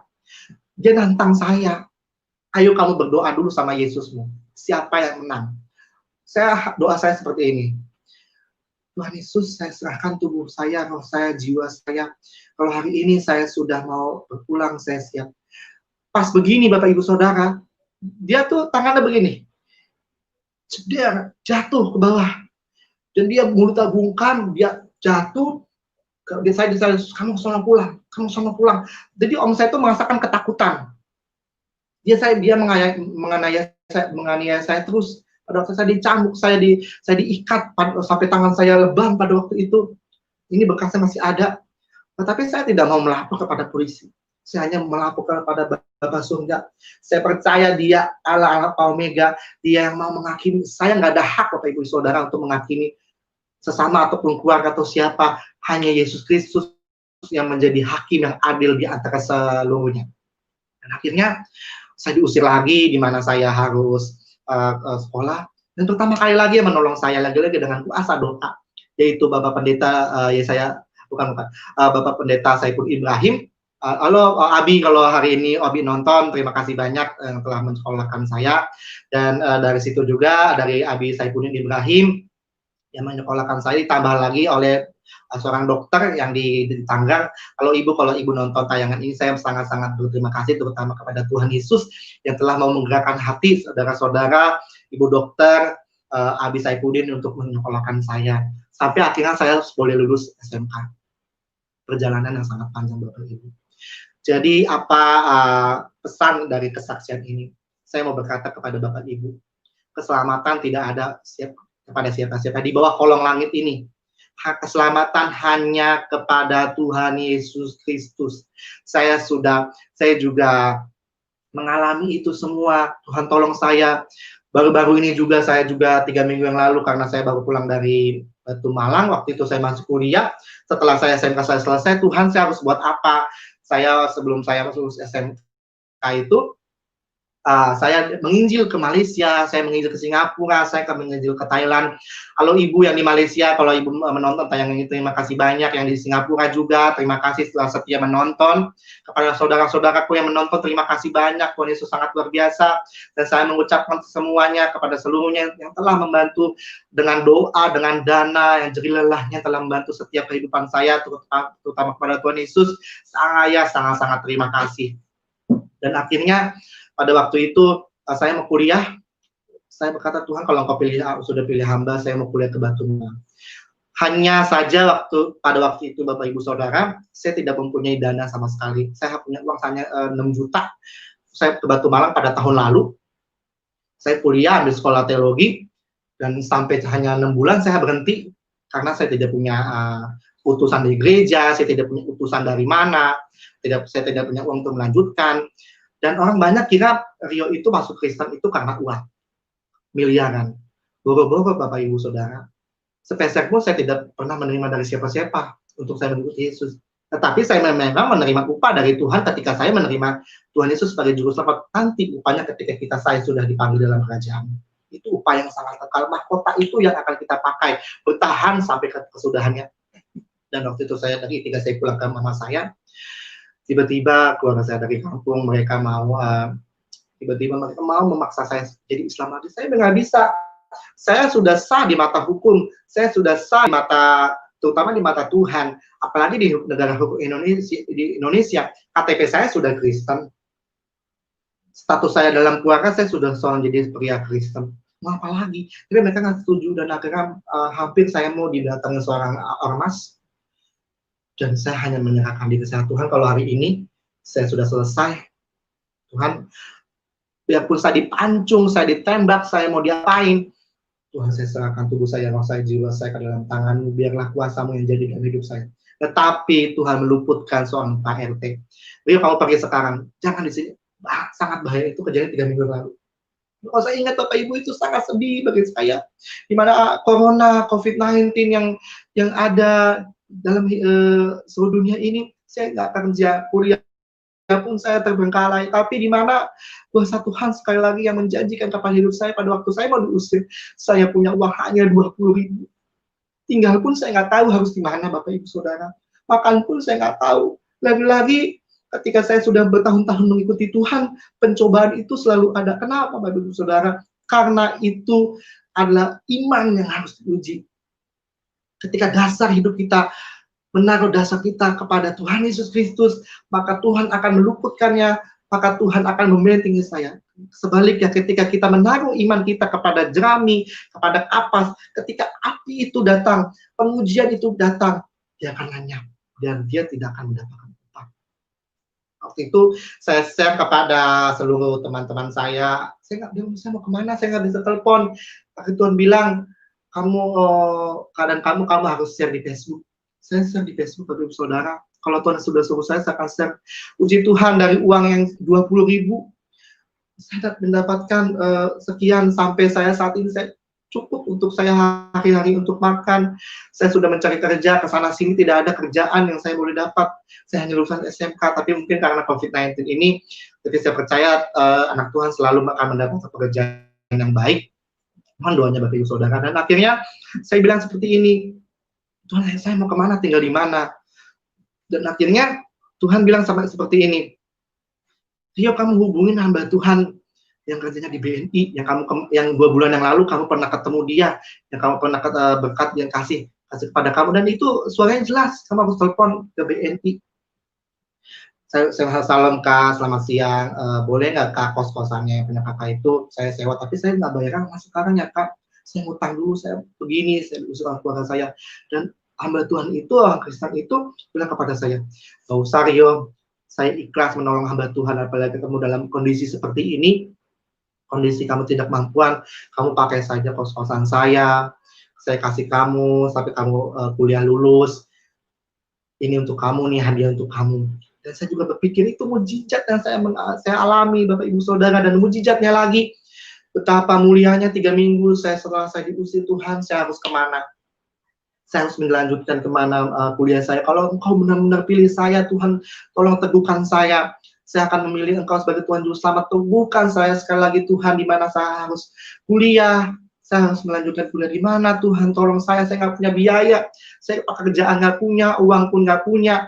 Tapi saya percaya Tuhan Yesus sangat luar biasa. Tuhan Yesus tiba-tiba mengirimkan suatu gembala sidang. Dan gembala sidang ini saya nggak kenal, saya nggak kenal siapa-siapa, dan Tuhan Yesus ngomong dan berbicara kepada gembala sidang ini, sekolahkan Rio sampai selesai. Misalnya kita ketemu, kenal juga enggak, dan akhirnya saya bisa diberkati oleh beliau, dan saya bisa kuliah, Bapak Ibu. Saya bisa kuliah di bulan depan di satu STT di Jakarta, puji Tuhan. Dan akhirnya saya bisa berteduh sekarang di tempat ini. Saya bisa menyaksikan kebesaran Tuhan, dan saya berdoa, Tuhan, saya mau kuliah, Tuhan. Laptop ini gimana? Karena kan karena masa pandemi ini kan saya harus kuliah pakai laptop. Tuhan, tolong saya dalam nama Yesus kirimkan mujizat. Dan ada satu ibu yang Tuhan gerakan, lagi-lagi saya nggak pernah kenal saudara. Itu dari ibu yang dari Malaysia. Halo Ibu, kalau saat ini menonton, terima kasih banyak atas berkatnya. Ia mengirimkan uang sekian juta untuk membelikan laptop. Dan saya pakai ini laptop yang saya pakai tadi, itu adalah laptop mujizat Tuhan. Seluruhnya Tuhan atur sampai di mana Bapak Ibu Saudara, saya dulu nggak sekolah, pengemis di jalan, kerja di Tanah Abang sebagai sales. Yang penting halal Bapak Ibu Saudara, kuli panggul. Yang penting saya bisa dapat makan, saya bisa ke gereja. Sampai saat ini Tuhan angkat saya menjadi kemuliaannya. Haleluya, haleluya. Bapak Ibu Saudara, apa yang kita bisa petik dari kesaksian ini?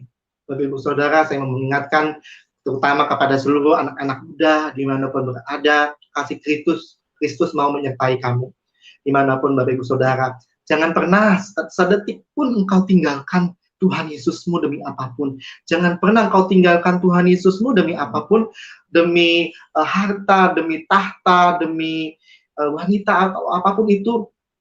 Kau jual imanmu. Saya bilang itu adalah hal yang sangat bodoh. Engkau harus memperjuangkan imanmu sampai kamu berpulang ke rumah Tuhan, sampai kamu mendapatkan mahkota yang Tuhan telah kasih upahnya kepada kamu. Itu saya mau kasih pesan. Bapak Ibu Saudara bisa melihat kehidupan saya, di mana saya harus beriman, saya selalu mau percaya Tuhan agar saya selalu sampai garis akhir dalam kehidupan saya. Itu saja yang boleh saya saksikan pada saat hari ini. Bapak Ibu, mari kita angkat tangan, kita berdoa bagi seluruhnya. Saya berdoa. Kalabaya sikana kalabaya kalabaya samdaya kalabala. Shikene bede. Bapa di surga, terima kasih Tuhan Yesus Kristus buat pada malam hari ini. Engkau Allah yang sangat mulia, Engkau ajaib dimanapun berada Tuhan. Hari ini kami mau menyerahkan umat-umat-Mu, di mana Tuhan hamba 9 tahun yang lalu pernah ke surga dan neraka, dan hamba pernah menghampiri lautan api, di mana lautan api itu yang sangat mengerikan. Tuhan Yesus, teguhkanlah saudara-saudara kami di maupun berada di seluruh Indonesia, di Eropa, di Asia. Kau teguhkan dalam nama Yesus imannya Tuhan. Kami percaya dalam nama Yesus dia tidak akan tergoyahkan. Yang punya masalah Tuhan akan legakan, Tuhan akan bukakan jalan. Saya percaya dalam nama Yesus. Bapak Ibu Saudara, saya merasakan setiap permasalahanmu Tuhan akan dengar. Bapak Ibu Saudara, setiap sakit penyakitmu Bapak Ibu Saudara, Tuhan akan dengar, Tuhan akan sembuhkan dalam nama Yesus. Sepakat dengan kuasa dalam nama Yesus, sembuh, tidak sakit-sakitan, berjalan naik, bukan turun menjadi kepala, bukan ekor. Bapak Ibu Saudara, Tuhan bilang, siapapun yang iman lemah, ayo baca Alkitab, ayo ambil penyembahan, ayo ambil hadirat Tuhan. Ketika kita masuk yang namanya hadirat Tuhan, Tuhan akan melegakan engkau, Tuhan akan melegakan setiap permasalahanmu. Dan Bapak Ibu Saudara, ketika kita banyak permasalahan, ayo ambil gitarmu, ayo ambil kecapimu, ayo kau menari, kau berkata kepada Tuhan, aku punya masalah sedemikian rupa. Kau harus bicara kepada Tuhan, apapun itu, dengan kesederhanaan hidupmu, dengan apapun itu, kau harus datang kepada Tuhan. Tuhan akan melegakan, Tuhan Yesus akan membukakan pintu kelegaan kepadamu. Tuhan juga bilang, siapapun juga, saudara-saudara dimanapun berada, Tuhan bilang, kalau engkau sedang punya masalah di dalam keuangan, kalau engkau mempunyai usahamu bangkrut karena corona ini, usahamu bangkrut karena COVID-19 ini, mari ambil penyembahanmu, ambil saat teduhmu, ambil segala penyembahanmu yang menjadi dupa yang naik di hadapan Tuhan, sehingga ketika dupa itu naik, Bapak Ibu Saudara, Tuhan mau mencium yang wangi-wangian penyembahan dari hidupmu. Bapak Ibu Saudara, saya mau bilang Tuhan Yesus sangat baik, Tuhan Yesus cinta Bapak Ibu Saudara, Tuhan Yesus tidak akan pernah meninggalkan Bapak Ibu Saudara, asal Bapak Ibu Saudara mau bersama Tuhan Yesus Kristus. Bapak surga, hari ini terima kasih setiap pendengaranmu, setiap hadiratmu, Tuhan nyatakan kepada saudara-saudara kami dimanapun berada, yang menyaksikan setiap tayangan ini. Biarlah siapapun yang tidak percaya Tuhan Yesus, dalam nama Yesus setelah mendengarkan saksian ini, dia boleh terima Tuhan Yesus sebagai Tuhan dan Juru Selamatnya. Akan sampai selama-lamanya, siapapun yang hatinya Tuhan sekeras batu, dalam nama Yesus hamba berkatakan, kalau engkau bisa menginjili hamba, Tuhan yang sama yang saya sembah, Tuhan akan menginjili engkau, saudara-saudara yang belum terima Tuhan. Dalam nama Yesus, kuasanya luar biasa. Kami hembuskan setiap kuasa Allah, Roh Kudus bekerja. Dalam nama Yesus. Bapak, terima kasih Bapak pada malam hari ini. Kalau boleh hamba live streaming di channel Yusuf Manugulu, Tuhan, kami percaya Tuhan, channel ini untuk membesarkan nama Tuhan kami. Tuhan, tidak ada sedetik pun untuk mengambil kemuliaan kami. Biarlah Engkau semakin besar, kami semakin kecil Tuhan. Biarlah urapan-Mu turun atas bangsa kami, bangsa Indonesia, sehingga kekidian-Mu ada dalam bangsa kami, sehingga kekuatan-Mu, kemuliaan-Mu ada di bangsa kami, sehingga miliaran jiwa diselamatkan bagi kemuliaan Tuhan Yesus Kristus. Hamba serahkan doa kami Bapa, hamba serahkan setiap pergumulan kami, hamba serahkan setiap mezbah kami dalam tangan-Mu Bapa. Setiap mezbah kami yang kami naikkan pada malam hari ini, dengarlah dari surga-Mu. Terima kasih. Haleluya, haleluya. Amin. Baik, Bapak Ibu, terima kasih yang telah menyaksikan tayangan ini. Mari siapapun yang bertanya, terima kasih Bapak. Saya minum dulu ya Bapak Ibu. Ya. Haleluya. Puji Tuhan. Ya. Ya, puji Tuhan, teman-teman, kita sudah mendengarkan kesaksian yang begitu luar biasa. Bagaimana Tuhan menyatakan kemuliaannya kepada Mas Rio, sehingga dia yang tadinya tidak suka kepada Tuhan Yesus, tapi kasih Tuhan begitu luar biasa kepada dia, dan juga kesaksiannya yang mengajak dan mengetuk setiap hati yang menyaksikan acara ini untuk benar-benar mempersiapkan diri dengan sungguh-sungguh, supaya jangan sampai kita berada di tempat yang kita sangat tidak inginkan, ya, di tempat penghukuman, karena upah dosa adalah maut. Jadilah manusia yang berterima kasih kepada Tuhan Yesus. Jika engkau sudah diselamatkan, terus hidup dengan dasar daripada kebenaran firman Tuhan, setia mencintai Tuhan, dan terus melayani Tuhan dengan sungguh-sungguh, ya, supaya apa yang sudah kita saksikan, di mana kita satu kali kelak akan masuk di dalam kerajaan Tuhan yang begitu luar biasa, dan kita akan pesta bersama di sana, pesta di dalam sukacita yang begitu luar biasa. Dan saya ingin katakan kepada kita semua, pada saat kita masuk di dalam kerajaan surga, dari ujung rambut sampai kaki, kita akan merinding di dalam kebahagiaan. Karena itu kerajaan yang tidak terkatakan, kerajaan yang dipenuhi dengan kebaikan, dengan lautan kebaikan. Persiapkan dirimu, teman-teman, saudara-saudara, engkau yang sudah terima Tuhan Yesus, persiapkan dirimu, engkau ditunggu, engkau adalah putra mahkota. Tadi Rio sudah mengatakan bahwa dia diperlakukan seperti pangeran, sebagai anak seorang raja, dan memang itu adalah firman Tuhan. Ya, puji Tuhan, luar biasa, kesaksian yang sangat-sangat dahsyat, kesaksian yang begitu luar biasa. Saya mendengarnya juga sangat diberkati. Saya terus berdoa supaya apa yang disampaikan itu benar-benar bisa menjadi rema dan hidup di dalam roh saudara. Oke, kita akan buka ruang interaksi, dan seperti saya biasa katakan bahwa baik Pak, sebelum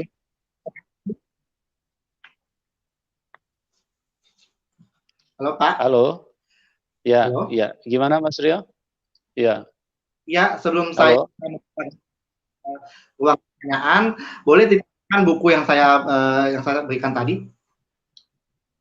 Boleh, boleh. Artinya Mas Rio di sini ada apa namanya menyediakan buku-buku yang sangat bagus, sangat bermanfaat buat orang-orang umat Tuhan yang di dalam kondisi iman yang pemula. Ya, Anda bisa mendapatkan buku ini dengan menghubungi nanti kami lewat via WA, dan kami akan mengaturkan pengirimannya kepada Anda. Mungkin ada yang bertanya berapa ongkosnya. Nah, ongkos atau harga buku ini tidak ditentukan harganya, tapi bagi Anda yang digerakkan untuk memberkati Mas Rio, silakan nanti kami akan kami kirimkan linknya, nomor rekeningnya dia di deskripsi layar ya, di bawah daripada layar YouTube ya. Dan biasanya 1 kilo dari buku ini biasanya berisi 10 sampai 12 ya. Jadi Anda yang ingin memesan silakan nanti chat lewat WA. Oke, ini buku panduan ciptaan baru. Jadi bagaimana ada terjemahan dalam bahasa Inggris dan ada juga terjemahan dalam bahasa Indonesia. Ya, kurang lebih kalau terjemahan dalam bahasa Indonesia kurang lebih sekitar 40 halaman, kurang lebih ya. Mungkin 40 lebih gitu. Ya, jadi ini juga bisa dibagikan kepada banyak orang yang Anda kasihi, supaya mereka di dalam pengenalan akan Tuhan, menjadi orang Kristen benar-benar bisa memiliki iman fondasi yang kuat, sehingga tekanan ataupun salib ataupun aniaya yang silih berganti datang di dalam kehidupan orang-orang Kristen, itu kita tetap kuat dan tetap kokoh dan tetap percaya sungguh-sungguh kepada Tuhan. Oke teman-teman, kita akan buka ruang telepon.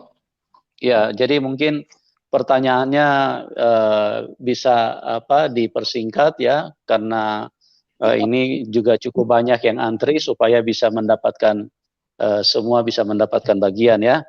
Oke, kita Pak Roy. Ya. Selamat malam Pak Roy. Selamat malam Pak Roy. Halo, malam. Haleluya. Malam Mas Rio. Haleluya. Pak Roy. Ya, malam Mas Rio. Malam Pak, Bisa dengar salam. Mas Rio? Malam Pak, salam. Ya, malam. Saya mau tanya sama Mas Rio. Dengar Mas Rio?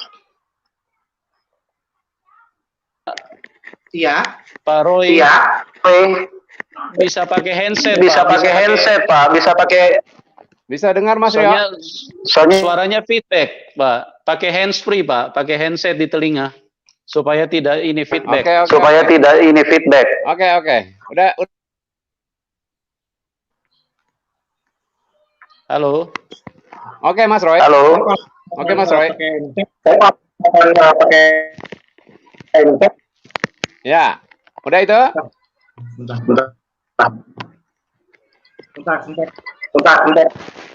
Oke Mas Roy. Nah, ini saya cuma takutnya. Gitu. Pak Roy-nya bisa pakai handset, Pak. Pak Roy bisa dengar saya? Pak Roy bisa dengar saya? Saya bisa dengar Pak Yujub. Iya, Bapak sudah pakai handset. Iya, Pak, Bapak sudah pakai handset, Pak, handsfree. Udah. Ini suaranya feedback soalnya. Ya, suara saya feedback ya? Iya, feedback, Pak. Nah, ini sudah enggak? Sudah enggak? Bisa didengar ya? Nah, ini sudah enggak? Sudah enggak? Oke. Masih feedback lagi, Pak. Masih feedback lagi, Pak. Iya. Ya. Dicabut dulu Pak handsfree-nya baru dicolok lagi, Pak. Dicabut dulu Pak handsfree-nya baru dicolok lagi, Pak. cabut dulu baru dicolong. Itu gimana, Pak? Halo. Halo. Halo. Halo. Di situ di dekat Bapak ada yang Di situ di dekat Bapak ada yang lagi nonton YouTube.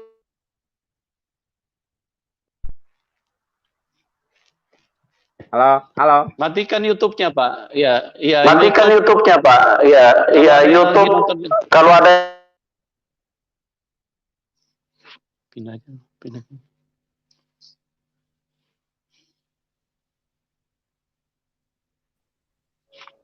Oke, mungkin Pak Roy nanti bisa masuk lagi ya, Pak. Oke, kita pindah ke Pak Simon. Pak Simon. Oh, iya.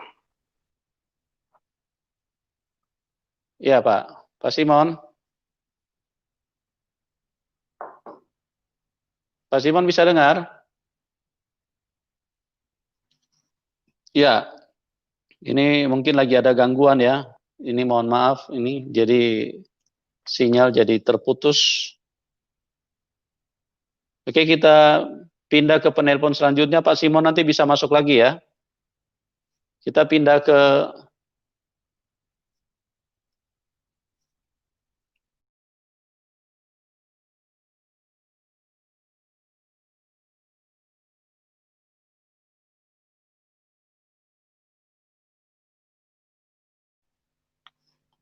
ya, mungkin teman-teman yang mau masuk ditahan dulu ya supaya Mas Rio-nya bisa masuk karena saat ini lagi terputus sama Mas Rio ya. Jadi tolong teman-teman yang mau masuk ditahan dulu jadi supaya Mas Rio bisa segera terhubung dengan kita. Ya, puji Tuhan Mas Rio bisa masuk lagi ya. Ya, memang sinyal ya kadang-kadang seperti ini. Mungkin terlalu banyak yang ini yang bertabrakan jadi sinyal jadi agak terganggu. Ya, kita bersyukur bahwa pada malam hari ini kita bisa mendengarkan kesaksian yang begitu luar biasa. Seorang remaja yang sangat belia pada waktu masih berusia 12 tahun mengalami kuasa Tuhan yang begitu hebat sehingga dia boleh dibawa ke surga dan juga diperlihatkan neraka.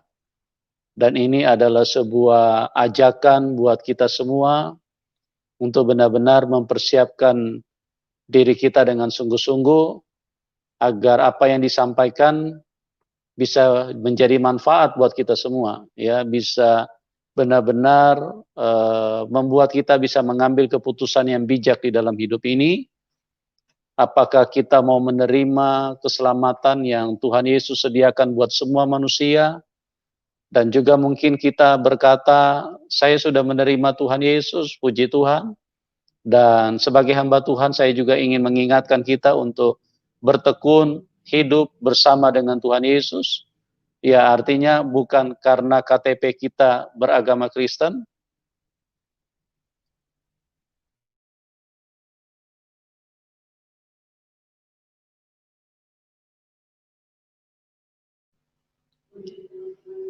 Halo, teman-teman, saya mohon supaya tidak masuk dulu karena biar si Mas Rio narasumbernya bisa masuk dulu. Karena ini tidak bisa tersambung ke Mas Rio-nya karena ini kelihatannya benturan atau tabrakan karena terlalu banyak yang coba masuk ya.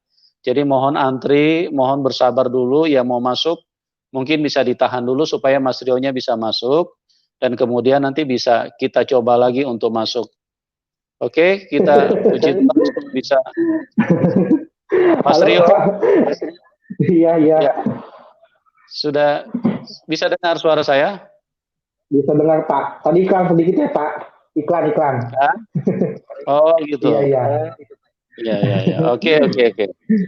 Oke, Pak. Kita pindah ke penelpon selanjutnya, Pak Cabe. Selamat malam, Pak Cabe. Selamat malam. Malam, Pak. Silakan, Pak. Iya, langsung saja ke Pak Rio. Mungkin karena banyak yang antri. Ya, silakan Pak Cabe. Mas Rio, saat ini usianya berapa ya?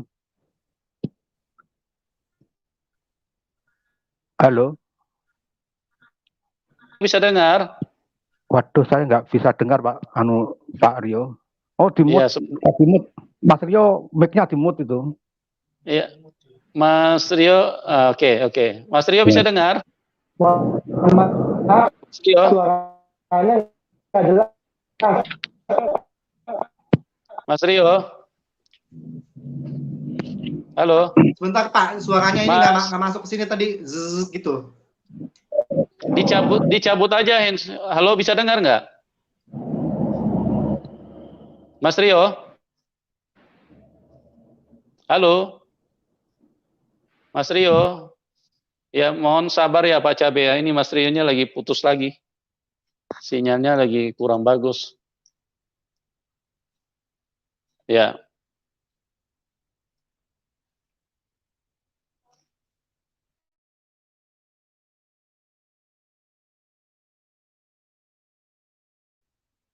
Bagi teman-teman yang lain mungkin bisa sabar dulu ya supaya Mas Rio bisa masuk dulu. Jadi kita setelah Mas Rio-nya masuk baru kita bisa masuk lagi ya, karena kalau benturan tabrakan jadi ini Mas Rio-nya nanti nggak bisa masuk ya. Jadi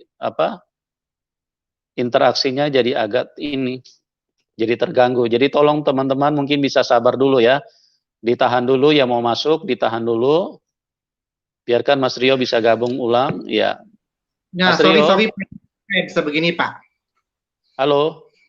Ya, halo Pak. Mas Rio. Ya, halo Tuhan. Bisa dengar Mas Rio? Bisa dengar? Dengar Pak. Halo. Ya, Oke, halo. Pak Cabe bisa dengar? Iya ya, dengar. Oke. Iya, silakan Pak Cabe, silakan Pak. Mas Rio bisa dengar suara saya? Nah, sekarang bisa Pak. Bagus suaranya. Mas Rio sekarang usia berapa? Sekarang saya usianya 22 tahun. Oh, 22. Oke. Tadi ditunjukkan bahwa Mas Rio ada ijazah SPK dan SD Muhammadiyah ya. Tapi Ya, juga Pak. tadi dalam kesaksian juga mengatakan di pesantren. Artinya Ya, background betul. keluarga Mas Rio itu NU apa Muhammadiyah? Saya NU Pak, tapi kalau bilang mama saya sih sekolah di Muhammadiyah sih nggak apa-apa Pak. Oh ya, soalnya bukan gini. Ada dua surat surat Al-Quran yang sangat favorit di Muhammadiyah dan ada dua surat yang juga favorit di NU, yaitu kalau Muhammadiyah kalau sudah sampai ke SD nggak mungkin hafal Al-Maun dan An-Naba, sedangkan di NU itu pasti hafal Waqiah dan Yasin. Tolong bacakan salah satu dari empat itu tadi, apa Al-Maun, apa An-Naba, apa Waqiah atau Yasin. Oke Pak, jadi kalau ini kan saya kan sudah 9 tahun ya, saya sudah nggak ngimani lagi karena saya Tuhan Yesus. Saya hanya aja Pak, surat Yasin Pak. Silahkan coba.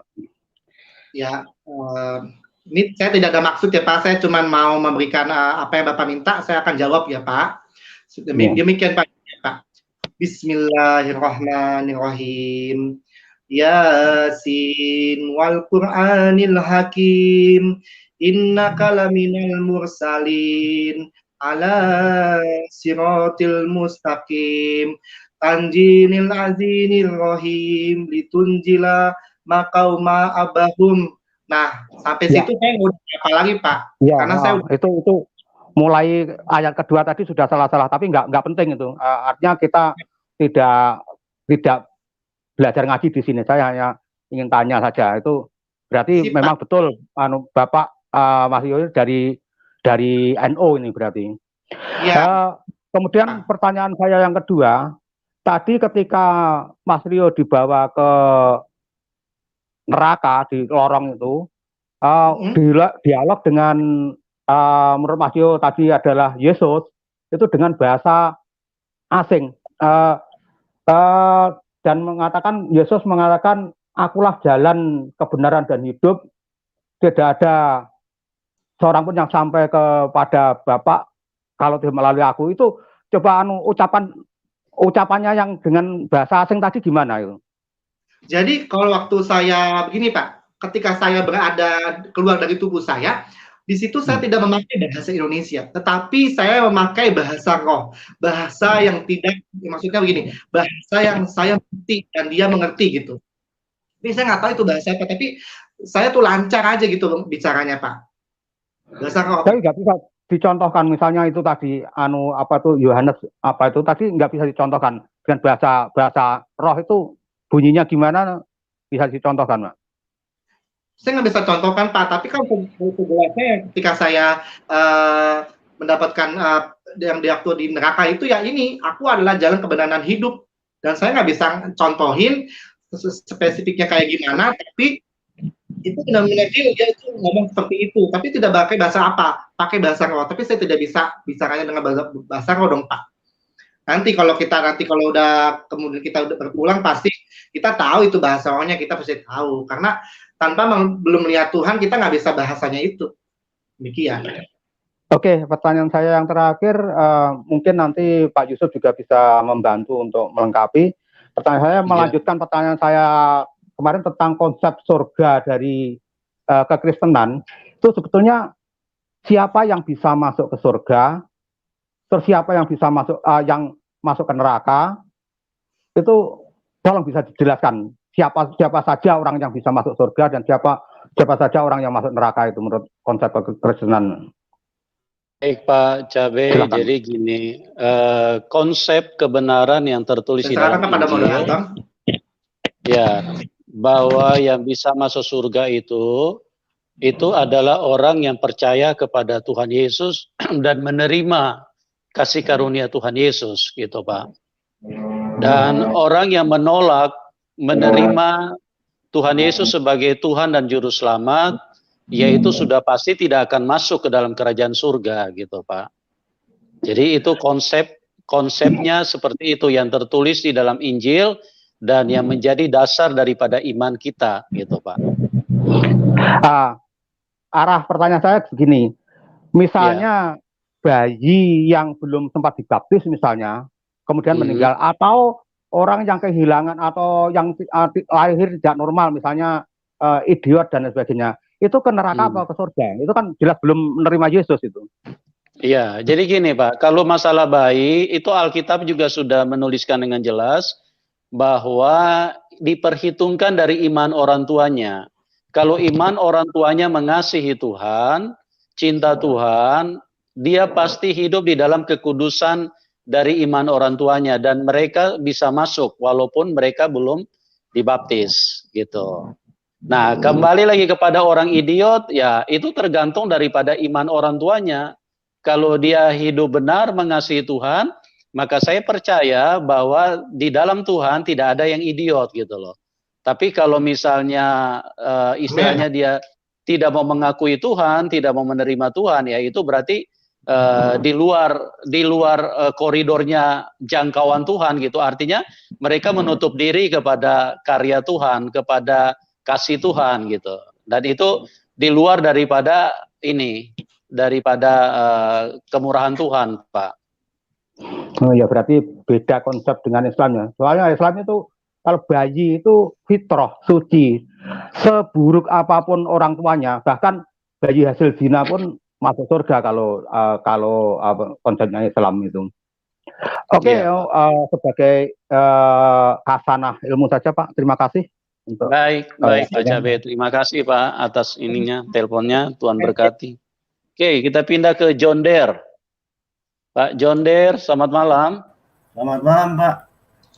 Malam Pak, silakan Pak.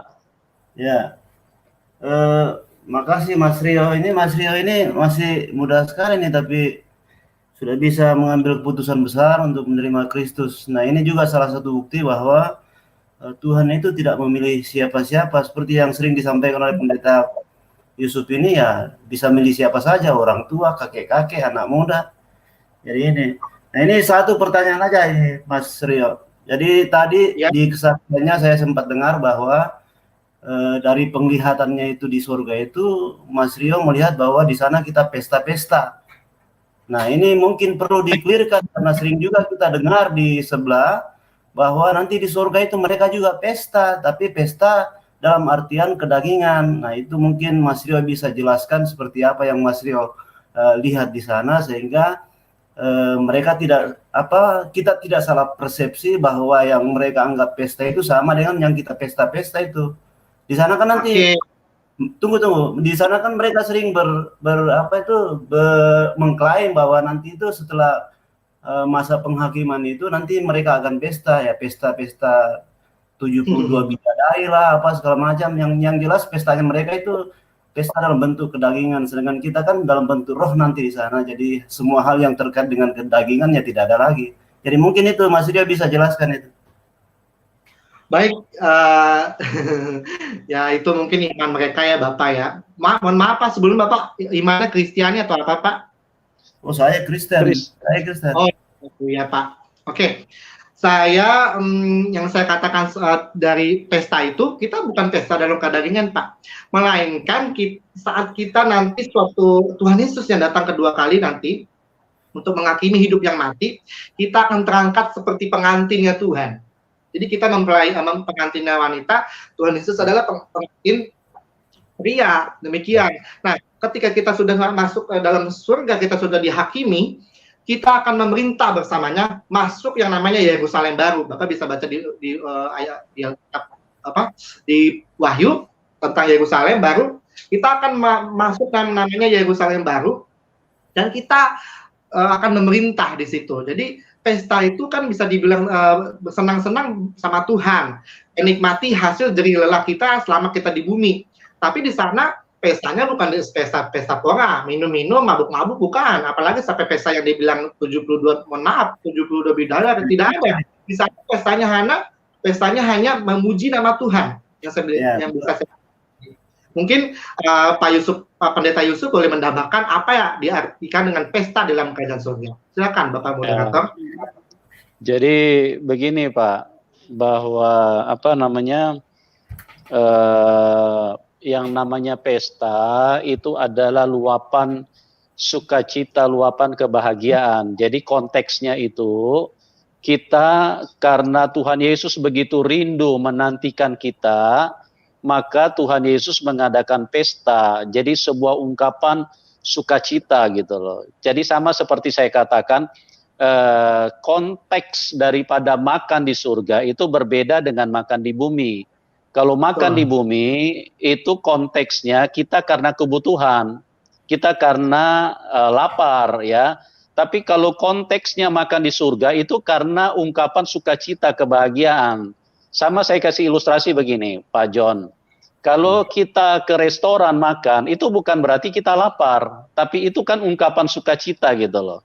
Nah, beda dengan kita makan di rumah jam 12, sore jam 6, terus pagi sarapan, itu kan konteksnya beda. Tapi kalau kita ke restoran atau kita lagi misalnya naik kelas atau misalnya naik jabatan atau misalnya lagi dapat proyek, lagi dapat ini, kan biasanya kita ke restoran gitu loh. Bukan berarti kita lapar, tapi itu ungkapan sukacita gitu loh. Nah, pesta yang dimasukkan di surga itu adalah sebuah konteks di mana Tuhan ingin benar-benar meluapkan sukacita untuk di-share kepada manusia umatnya yang begitu dinantikan, begitu dikasihi Tuhan, begitu dirindukan, begitu dicintai. Nah, Tuhan ingin bahagiakan kita di situ, di dalam pesta yang begitu luar biasa.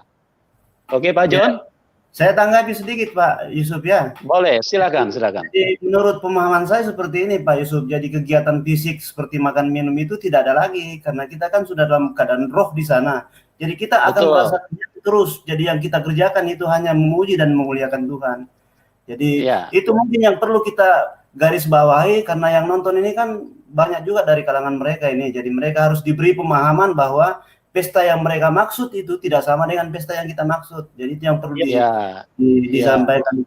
Betul. Terus yang ini tanggapan terakhir saya nih Pak Yusuf, karena banyak teman-teman Muslim yang nonton ini bisa jadi bahan perenungan mereka, bahwa ini kan teman-teman kita yang Kristen ini kalau bersaksi kan mereka mengalami perjumpaan dengan Tuhan Yesus. Nah, mungkin bisa jadi bahan-bahan perenungan mereka. Kenapa mereka memberi kesaksian? Tidak pernah mereka mengalami hal yang seperti ini, berjumpa dengan Muhammad kah, dengan siapakah? Ya, barangkali seperti itu yang saya bisa sampaikan supaya menjadi pertimbangan untuk teman-teman membuka diri untuk belajar Alkitab. Jangan menutup diri malah, karena kalau menutup diri ya tidak mungkin kau dapatkan itu yang namanya kebenaran. Ya, saya kira begitu, Pak. Baik, Pak John. Terima kasih kesaksiannya. Tuhan memberkati. Ya, Tuhan berkati Bapak juga ya. Ya, oke, puji Tuhan, kita pindah ke Christ the Lord. Ya, Christ the Lord. Selamat malam. Selamat malam, Pak. Malam, Pak. Silakan, Pak. Malam, Mas Rio. Malam, Pak. Malam, Pak. Ya, baik. Ya, saya Kristen dari lahir ya, Pak ya. Artinya keluarga besar, mulai dari kakek, nenek, dan buyut, kita sudah masuk Kristen. Luar biasa kesaksian yang Mas Rio sampaikan malam hari ini. Dari umur 12 tahun, sudah berani untuk mengambil sikap untuk mengikuti Tuhan Yesus karena penglihatan yang Mas Rio dapatkan. Yes. Saya ingin bertanya tadi, kebetulan dalam hal berdoa tadi, ada kalimat di awal apa, syakabara, itu bahasa apa ya, Mas ya?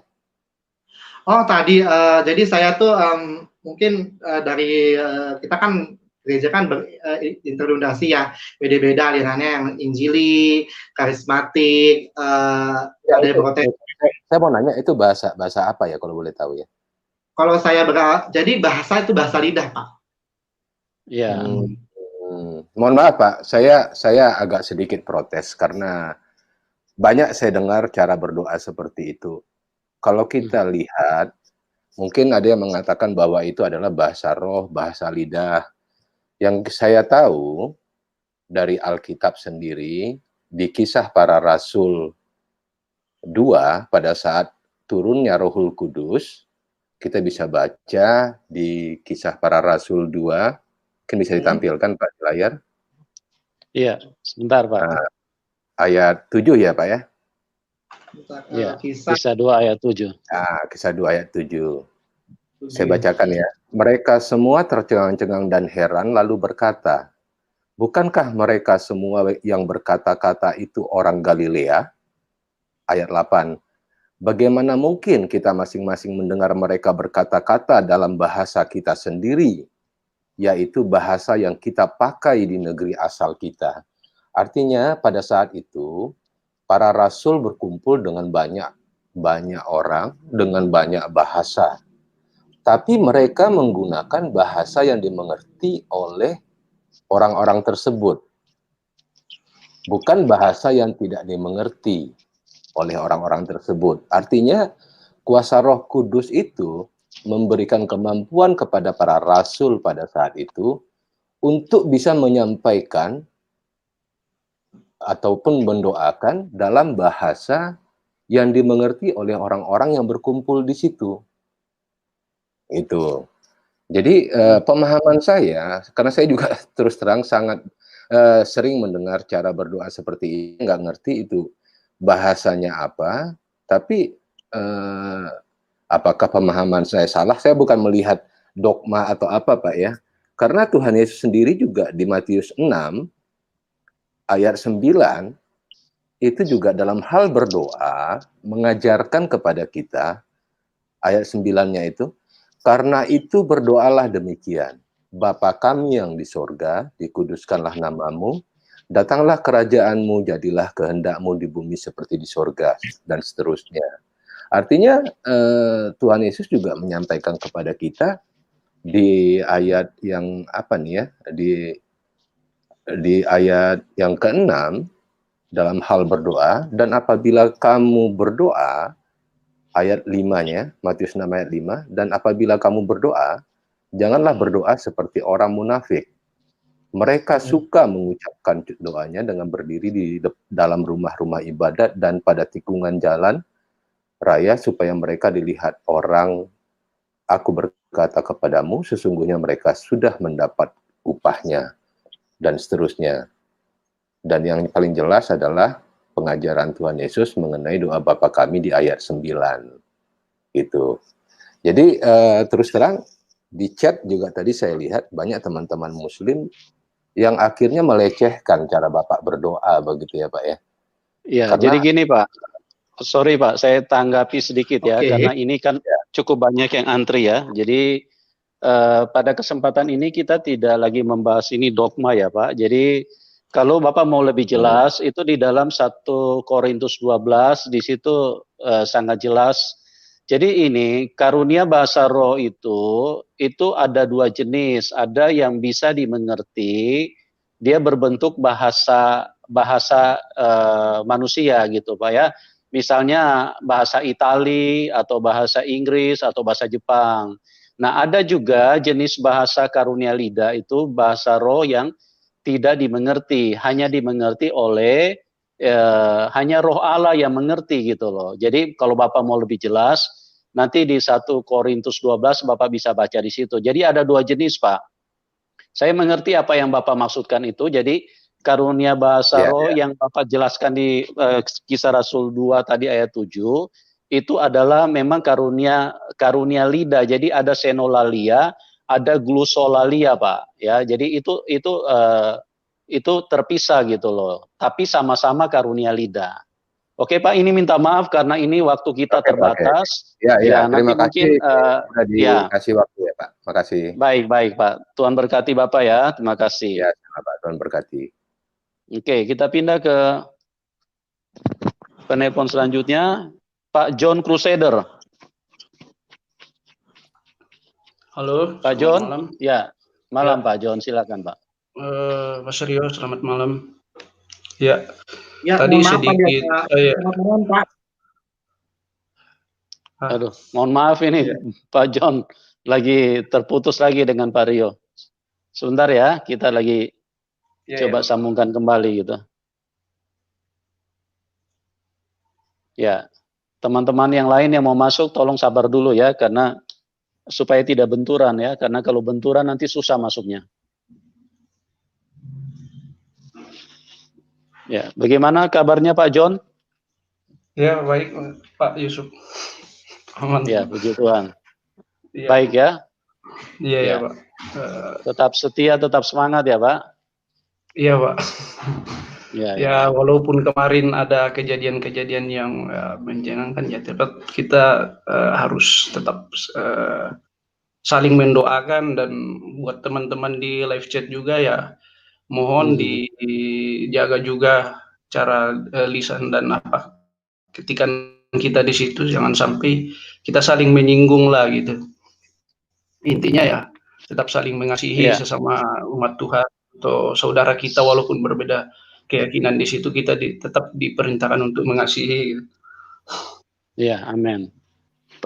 Teman-teman yang mau masuk tolong bersabar dulu ya, supaya narasumbernya Mas Rio bisa segera terhubung kembali, karena kalau benturan tabrakan jadi nanti agak sulit ya, ini Mas Rio-nya nanti agak sulit untuk tersambung.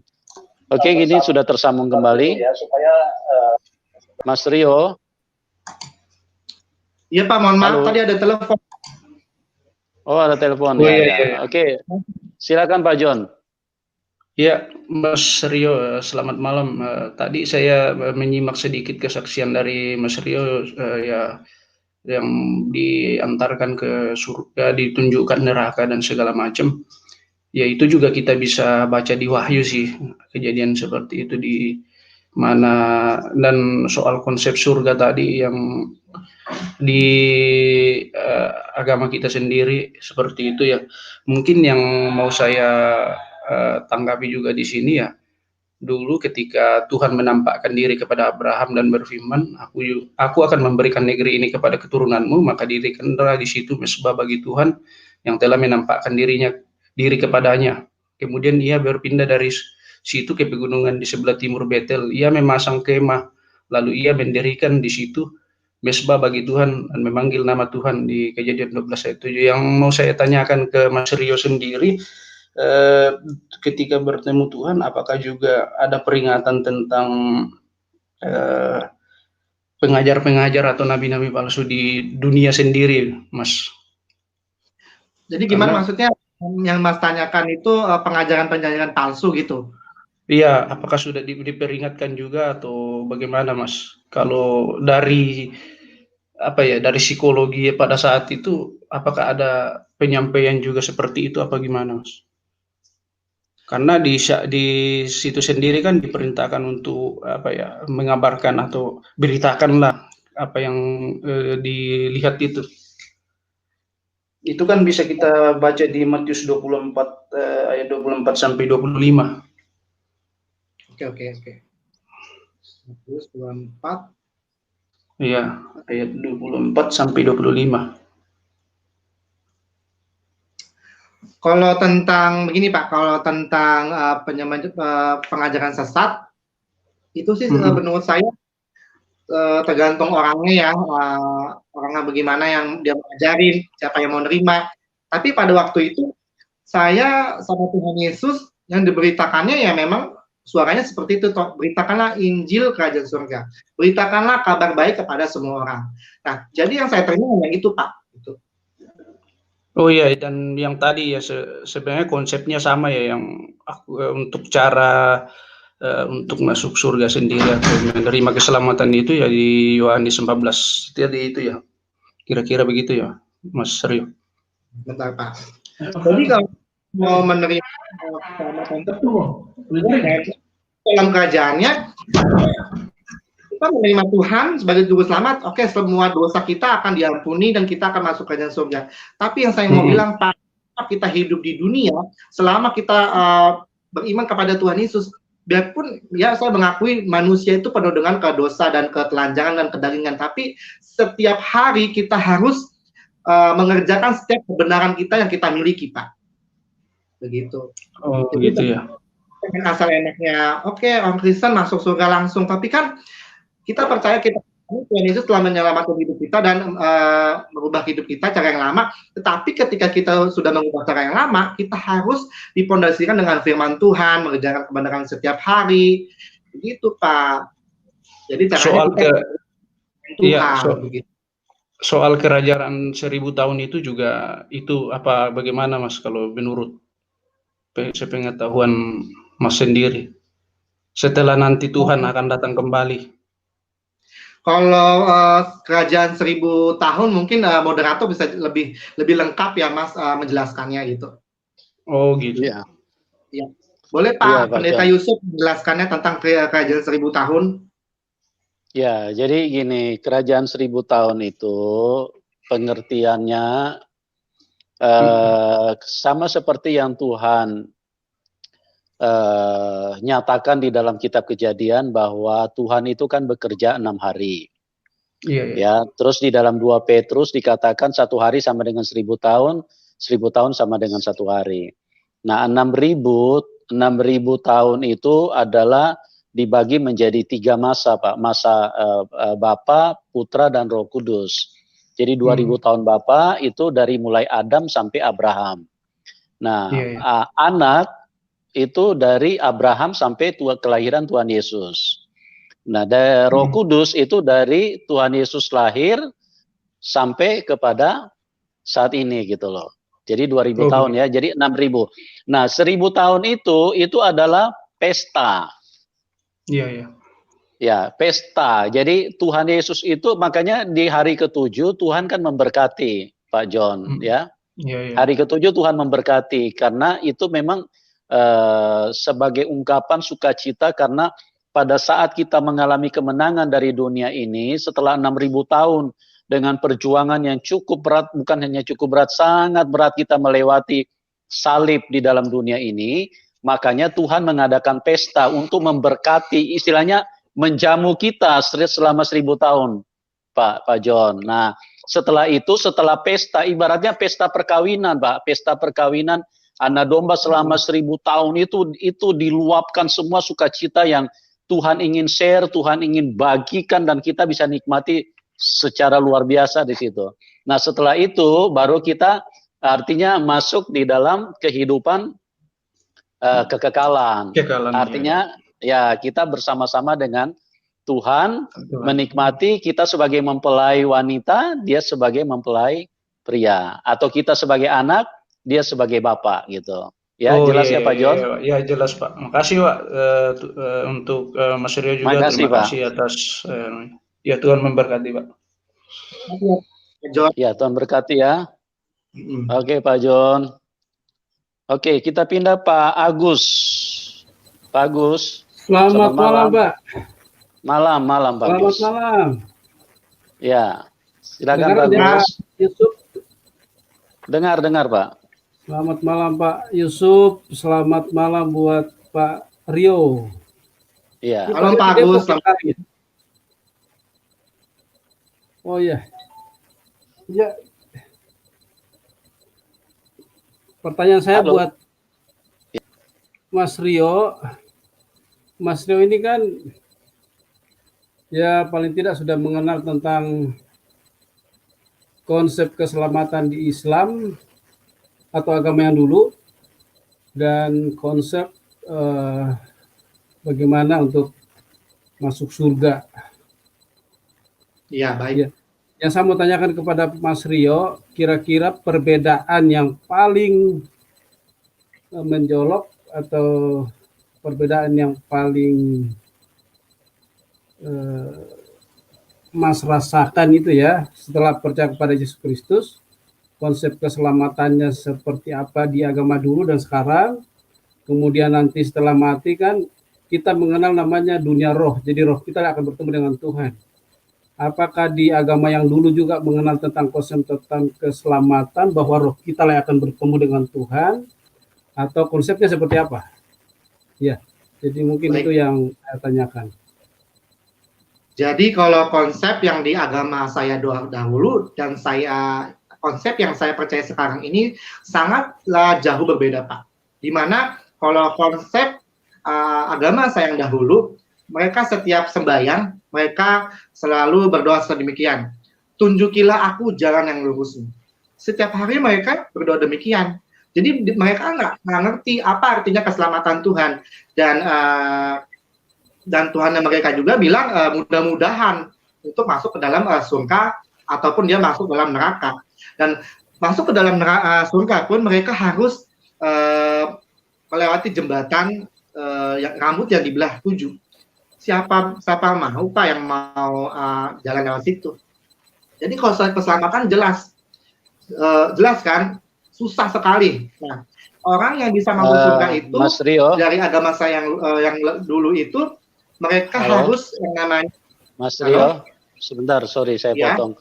Mungkin tidak usah melebar sampai ke sana. Jadi Mas Rio jelaskan aja konsep keselamatan yang Mas Rio temukan di dalam Tuhan Yesus, ya. Jadi itu yang lalu kan sudah Mas Rio tinggalkan, ya. Jadi kita nggak usah melebar sampai ke sana gitu loh. Oke Pak, sebelum oke baik, saya akan jawab lagi. Sebelum yang tadi saya jelaskan udah yang lalu kan saya sudah jelaskan Pak. Gimana konsep kekristenan itu sih? Yes, Tuhan mengatakan kalau kau terima aku akan mencatat namamu dalam kerajaan surga. Oke, benar itu Pak. Dan gimana sih kita bisa masuk dalam kerajaan surga itu selain kita berbuat baik pada semua orang sesama? Jadi kita juga harus mengerjakan kebenaran kita setiap hari. Intinya kita jangan berbuat jahat sama orang. Apa yang diajarkan Tuhan Yesus itu yang kita harus lakukan Pak. Ya, beri mereka pengampunan yang orang bersalah kepada kita semua. Jangan membalas perbuatan mereka dengan penghakiman. Dan penghakiman itu hanya di dalam Tuhan Yesus.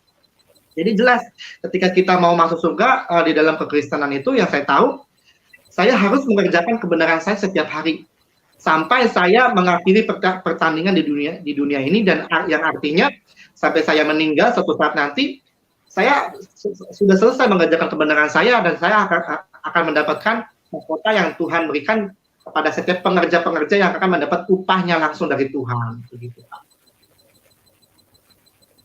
Oke, jadi artinya itu secara sederhananya lah, mengerjakan kebenaran Tuhan setiap hari. Yang apa Yesus yang ajarkan kepada kita harus meneladani itu pengajaran Tuhan. Sekarang lebih gampang menurut Mas Rio konsep keselamatan sekarang atau yang dulu? Karena ada yang bilang bahwa orang Kristen itu susah-susah amat sampai harus Kalau menurut saya pribadi, gini Pak, kalau saya kan sudah nggak mengimani yang dulu ya. Ya apa yang Tuhan berikan kepada saya melalui perjumpaan sama Tuhan Yesus, ya saya harus mengikuti yang apa yang Tuhan katakan kepada saya. Jadi saya nggak mau ingat-ingat dari yang dulu, saya harus mengerjakan yang apa yang Tuhan telah tetapkan di depan hidup saya, begitu. Oke, Begitu, Pak Pak Agus. Pak Agus, bisa dengar? Halo? Pak Agus bisa dengar kita? Ya, kelihatannya ada gangguan. Oke, kita pindah ke penelpon selanjutnya. Ke Pak August. Halo, selamat malam Pak Yusuf. Ya, Pak August. Ya, selamat malam Pak. Iya Pak, terima kasih Mas Rio untuk sharingnya malam ini. Namun pada kesempatan ini saya ingin menggunakan untuk penggalian Alkitab ya Pak Yusuf tentang konsep surga dan neraka kepada Pastor Yusuf. Ya, mungkin bisa agak dipersingkat ya Pak, soalnya ini masih ada yang antri gitu. Ya, silakan Baik, Pak, Pak. silakan. Maksud saya pada kesempatan ini kita juga menggali Alkitab Pak. Jadi seperti yang disaksikan dari Mas Agus tadi, apakah Yesus bisa membawa seseorang ke neraka seperti Mas Rio saksikan tadi Pak Yusuf? Padahal Yesus kan penuh dengan kemuliaan gitu Pak. Namun neraka kan penuh sangat berkebalikan dengan konsep kemuliaan dan kekudusan itu. Bagaimana minta tolong Pak Yusuf boleh share atau berbagi wawasan tentang konsep Yesus bisa membawa ke neraka gitu Pak. Boleh di-share juga dengan ayat-ayat pendukung secara alkitabiahnya ya Pak Yusuf. Terima kasih. Ya. Jadi mungkin kalau ayat-ayat pendukung saya, karena kita waktu terbatas ya, jadi saya berikan penjelasan saja bahwa setiap apa yang dikerjakan oleh Tuhan selalu tujuannya untuk konsep keselamatan. Ya, kenapa Mas Rio dibawa sampai ke neraka? Karena untuk konsep keselamatan itu, untuk tujuan penyelamatan banyak manusia. Ya. Karena apa? Karena banyak manusia, berjuta-juta, bermiliar manusia yang tidak percaya bahwa neraka itu ada. Itu sebabnya bukan berarti Tuhan yang penuh dengan kemuliaan terus mencemplungkan diri ke dalam neraka yang begitu menjijikan, mengerikan. Bukan itu tujuan Tuhan, tapi konsepnya atau konteksnya itu adalah untuk menyelamatkan. Makanya Mas Rio dibawa ke sana untuk apa? Supaya Mas Rio ini bisa melihat, oh neraka itu begini, begitu mengerikannya gitu loh. Makanya tadi waktu dia lagi bicara, Mas Rio sampai mengeluarkan air mata. Bukan Mas Rio saja, saya pun juga yang mendengarkan mengeluarkan air mata. Karena betapa mengerikannya manusia kalau sampai jatuh ke situ. Dan itulah yang menjadi doa, kenapa Mas Rio dibawa ke sana, supaya hatinya benar-benar tergugah, tersentuh, dan merasa kasihan kepada banyak orang gitu loh. Kalau saya tidak beritakan Injil dengan sungguh-sungguh, maka semakin banyak orang yang akan pergi ke situ gitu loh. Itu sebabnya Tuhan bawa ke sana hanya dengan tujuan untuk penyelamatan manusia. Jadi bukan Tuhan mau istilahnya mau nginap di sana atau mau duduk berbuat apa di sana, enggak. Hanya untuk supaya Mas Rio ini, setelah Mas Rio lihat ini neraka seperti ini, jangan lupa pulang ke dunia beritakan Injil dengan sungguh-sungguh gitu. Jelas ya Pak? Pak August? Iya Pak Yusuf. Kemudian Ya. Pak, tadi kan disaksikan juga tadi dari Mas Rio tadi. Apakah setelah kematian ya, setelah manusia hidup baru ada kematian, apakah manusia itu langsung ditempatkan ke surga atau neraka Pak, tanpa melewati hari penghakiman? Karena tadi disaksikan bahwa ayahnya atau Sudah hewan-hewan pasti. atau Sudah pasti Pak. Sudah pasti, karena gini, pada saat manusia selesai dari dalam dunia, itulah penghakiman langsung dijatuhkan. Makanya setelah kita meninggalkan dunia, sudah tidak ada yang namanya penebusan. Sudah tidak ada yang namanya kesempatan untuk bertobat. Tadi Mas Rio sudah dikatakan Tuhan, cepat sebelum waktumu habis. Ya, artinya kalau sampai dia sudah meninggal, itu sudah tidak ada kesempatan untuk dia bertobat. Jadi pada saat manusia meninggal, itu penghakiman langsung dijatuhkan. Dan pada saat dia meninggal, bagi dia yang percaya kepada Tuhan Yesus, dia langsung pindah tempat, langsung pulang ke rumah Bapa di surga. Karena nggak mungkin orang percaya tidur di dalam kuburan. Itu hanya jasad itu hanya mayat, ya. Jadi Alkitab sudah menjelaskan dengan jelas kalau kita mati di dalam Tuhan, artinya kita langsung pulang ke rumah Bapa di surga. Jadi tidak pakai berlama-lamaan, Pak, gitu, ya. Memang nanti hari terakhir semua agama kan akan berseru. Artinya semua manusia akan coba menjerit kepada Tuhan memohon pertolongan. Makanya nanti pada saat itu penghakiman akan dijatuhkan. Gitu. Artinya penghakiman pada saat itu bukan berarti baru mau dihukum, enggak. Tapi maksudnya Tuhan akan menghakimi mereka berdasarkan apa yang mereka imani. Gitu. Artinya kamu dulu kan sudah dengar bahwa aku juru selamat. Dengar dari siapa? Ya dengar dari Mas Rio, dengar dari si Khairul Anwar, dengar dari siapa? Dengar dari Tony Bastaman, dengar dari siapa? Dengar dari narasumber-narasumber yang kami hadirkan. Kalian kan sudah dengar, tapi kenapa kalian gak percaya gitu loh? Jelas ya Pak Agus ya? Iya, karena kan ada banyak ini juga Pak, ya, pengajaran gitu bahwa kan nanti akan ada hari penghakiman dan Ya, orang-orang jadi kudus nanti artinya akan begini, dibangkitkan dan naik ya, ke menyongsong Tuhan di awan-awan gitu Pak. Dan ya. orang-orang mati kan akan dibangkitkan juga akan menerima penghakiman seperti itu kan di Wahyu 21 kan itu Pak. Betul. Jadi Di itu Wahyu yang 21 kan ada dibangkitkan. itu. Ya, itu yang dibangkitkan itu maksudnya tubuh kemuliaan. Tapi roh dan jiwanya itu sudah bersama dengan Tuhan gitu loh. Gitu Pak. Jelas ya kita Jelas, memang Pak. ya oke Pak. Mungkin Ini terima kasih ini Pak gimana? Yusuf, mungkin kesempatan Ya. ini juga kalau ada kita sharing-sharing ini kita juga bisa menggali secara alkitabiah juga Pak. Jadi selain bersaksi kita juga dukung dengan ayat-ayat Baik. Alkitab. Nanti kita coba ini, nanti kita coba kelola, kita coba manage ya, supaya apa yang diusulkan ini sedapatnya juga kita bisa ini istilahnya bisa hadirkan ya untuk menggali, untuk istilahnya pembelajaran Alkitab buat banyak orang gitu loh ya. Benar Pak. Jadi kita Oke, supaya Pak sama-sama Agus. belajar menggali Alkitab ya Pak. Iya Pak. Baik, Terima Pak kasih. Agus. Terima Pak kasih ya Yusuf, Pak atas pertanyaannya ya. Tuhan berkati Bapak. Oke, kita pindah ke Pak Joni. Pak Joni. Joni Pasanda. Oh, saya Pak. Halo. Ya, silakan Pak, silakan. Oh, Ya, silakan Pak Joni. terima kasih buat kesempatan yang diberikan. Saya terharu dan bersuka cita mendengar kesaksian dari Mas Rio Firmansyah ini.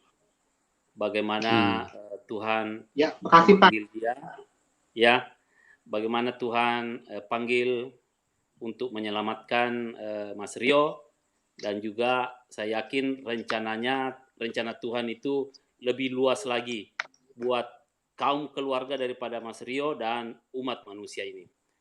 Saya tidak ada pertanyaan karena Amin Pak. Penjelasan Mas Rio itu sudah lengkap bagi saya, sudah meneguhkan iman saya. Amin. Yang sudah mendengar kesaksian dari Mas Rio. Pesan saya aja dan doa saya, kuatkan dan teguhkan hatimu. Engkau akan mendapatkan banyak persoalan atau konsekuensi di dalam Mas menerima Tuhan Yesus sebagai juru selamat. Engkau akan memikul salib, tetapi andalkan Tuhan, dan janji Tuhan itu saya yakin dan percaya ya dan amin. Lalu itu buat Rio, buat kita semuanya. Selamat melayani. Tuhan Yesus memberkati Anda. Amin. Amin. Baik, Pak Joni, terima kasih atas masukannya. Pak Joni ya, amin ya Pak. Yang Tuhan. Oke, kita pindah ke penelpon selanjutnya, Pak Roy. Pak Roy. Ya, malam. Malam, Pak Roy. Silakan, Pak. Ya, Mas Rio. Ya, dengar saya, Mas Rio. Mas Rio bisa dengar? Ya Pak, selamat malam Pak Roy. Bisa ya, Pak, bisa dengar Mas Pak? Rio. Baik. Ya, Tadi pada saat Muslim saya dengar Mas Rio sholat sunat, sholat wajib juga ya? Enggak, sedikit informasi yang ingin saya minta. Kalau Ba'diyah Isa, Ba'diyah atau Qabliyah Isa berapa rakaat ya Mas ya? Ba'da Isa ya Pak? Qabliyah sama Ba'diyah berapa rakaat itu? Kalau Ba'da Isa itu, sebelum kita Ba'da Isa itu kita harus sholat sunnah dulu, 2 rakaat. Setelah sholat sunnah, setelah qomat ya, setelah qomat, dilanjuti dengan sholat Isya 4 rakaat Pak. Iya, terus setelah itu Ba'diyahnya berapa rakaat lagi ya? Kenapa Pak? Sunat Ba'diyahnya berapa rakaat, Mas? Kalau dulu saya sih nggak ikutan sholat Ba'diyah ya Pak. Yang saya tahu tuh saya sholat yang tadi yang sholat wajib itu dari subuh. Kalau sholat sunnahnya kan dari sholat duha, zuhur, maghrib, isya. Oke. Saya sholat tahun. Oke, gitu ya. Oke, udah cukup Pak bagi Roy, saya terima untuk, kasih Pak. Oke, cukup. Yang satunya lagi, Mas Roy 12 tahun ya mimpi itu ya? Iya, jadi saya tekankan lagi Pak. Tahun, ya. Jadi orang tuh banyak bilang mimpi, saya itu nggak mimpi. Ya, saya itu nggak mimpi. Oke. Saya itu bertemu langsung ya? Secara pribadi. Iya. Oke, sip. Oke. Tidak mimpi Pak. Bertemu langsung ya. Bisa saya tanya satu pertanyaan ya? Boleh. Menurut Mas Roy, kenapa anak-anak lain tidak dikasih penglihatan seperti itu kalau Yesus itu mengasihi manusia? Maksudnya gimana tuh Pak? Yang diperlihatkan kan Mas Rio ya? Iya. Artinya kan masih ada miliaran anak-anak yang lain yang tidak diperlihatkan hal yang sama. Apakah ini menunjukkan ketidakadilan Tuhan? Mas Rio diselamatkan, anak lain tidak diselamatkan. Itu aja pertanyaannya, Mas. Mas Rio mau jawab? Ya, Mas Rio mau saya jawab? akan jawab. Jadi yang pertanyaan Mas Roy juga, kenapa nggak semua orang aja sih diinjili kayak saya ini? Tuhan itu tetap sebagai Tuhan dan Juru Selamat ya. Tuhan itu selalu adil kepada semua orang. Nggak mungkin Tuhan itu nggak adil. Tapi setiap perbuatan kita itu juga diadili Pak. Jadi di dalam ayat Alkitab, percayalah engkau kalau kamu tidak dapat melihat. Kan tadi pas saya kesaksian kan saya sudah kasih tahu. Percayalah kalau kamu nggak melihat tapi kamu percaya. Begitu Pak. Itu Tuhan Yesus tetap adil Pak. Akhirnya terwakili aja ya. Kalau terwakili aja ya. Kita mengerjakan. Kenapa? Jadi terwakili aja ya, anak-anak lain itu nggak perlu diperlihatkan seperti itu ya? Nggak perlu diselamatkan dengan itu cara terserah Tuhan dong. Dia kan gitu ya. Iya, artinya Tuhan ada kan, unsur ketidakadilan Tuhan di situ. Oke Pak Roy, enggak dong, jadi Pak. Enggak, bukan begitu. Tuhan itu kan mempunyai caranya banyak Pak, ribuan cara untuk menyelamatkan seluruh umatnya. Salah satunya dia mau mati di kayu salib untuk menebus dosa. Mas Rio nggak pernah membuka diri tadinya, benci. Kok tiba-tiba diajak seperti itu? Ya, oke. Ya, tapi kan itu ya kan? Tuhan yang ajaib. Ajaibnya pada seseorang yang dipilih saja ya? Enggak Pak, semua orang. Tuhan Yesus itu adil. Nah, jadi kan Tuhan Yesus itu kan mati dia pada kayu salib, tapi dia bangkit. Oke, Mas Rio. Mas Rio? Ya, siap.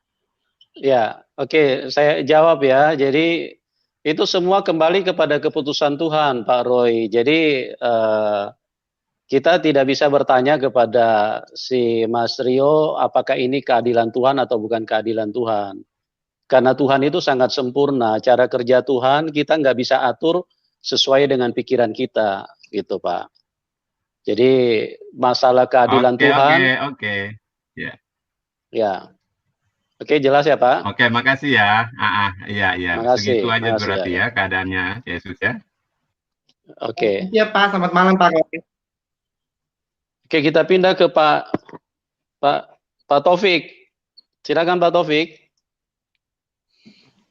Halo, selamat malam. Iya Pak, malam Pak Taufik. Ya, terima kasih atas kesaksiannya, Mas Rio.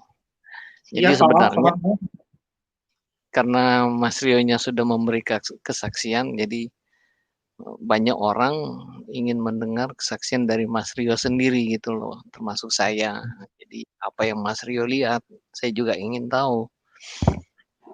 Contohnya untuk di neraka, waktu ada di neraka, adakah orang-orang yang Mas Rio kenalnya ada di sana? Enggak ada Pak. Tadi kan saya udah kasih tahu Pak yang saya kenal. Kan saya melihat satu sosok bapak saya sendiri, bapak kandung saya sendiri berada di neraka. Terus saya jawab kepada Tuhan yang mengajak saya, Tuhan mengapa ada papaku di sini? Dan Tuhan itu mengatakan kepada saya, karena papamu belum terima aku sebagai Tuhan dan Juru Selamat. Iya, maksudnya selain bapaknya Pak Rio, ada nggak sosok orang yang Mas Rio kenal gitu, kenal baik, selain orang tua gitu, yang dia ada juga di sana yang tidak sangka-sangka, tidak disangka gitu. Kok orang ini ada di sana? Pak Taufik, mungkin nggak bisa melebar ke situ ya Pak, karena kalau kita menyebutkan orang lain, nanti dikira kita menghakimi gitu ya. Jadi mungkin Mas Rio mungkin tidak perlu jawab sampai selebar itu gitu loh Pak. Jadi cukup mewakili yang disampaikan oleh Mas Rio adalah papanya sendiri, karena kalau papanya sendiri itu kan berarti bukan penghakiman, itu kan sebagai keluarga gitu loh, orang tuanya sendiri gitu. Oke Pak Taufik ya, jadi mungkin supaya tidak membuat Mas Rio ini melebar gitu loh. Iya, terus kemudian kan diperlihatkan juga surga, dan Mas Rio melihat ada persiapan. Kalau saya dengar banyak kesaksian itu dibilang memang itu ada jamuan persiapan jamuan perkawinan antara Kristus dengan jemaatnya. Jadi dipersiapkan, yang Mas Rio lihat sana yang dipersiapkan seperti apa? Ada kesaksian yang bilang suatu ruang meja perjamuan yang banyak sekali, yang miliaran orang yang bisa hadir di sana. Apakah seperti itu? Oke, baik Pak.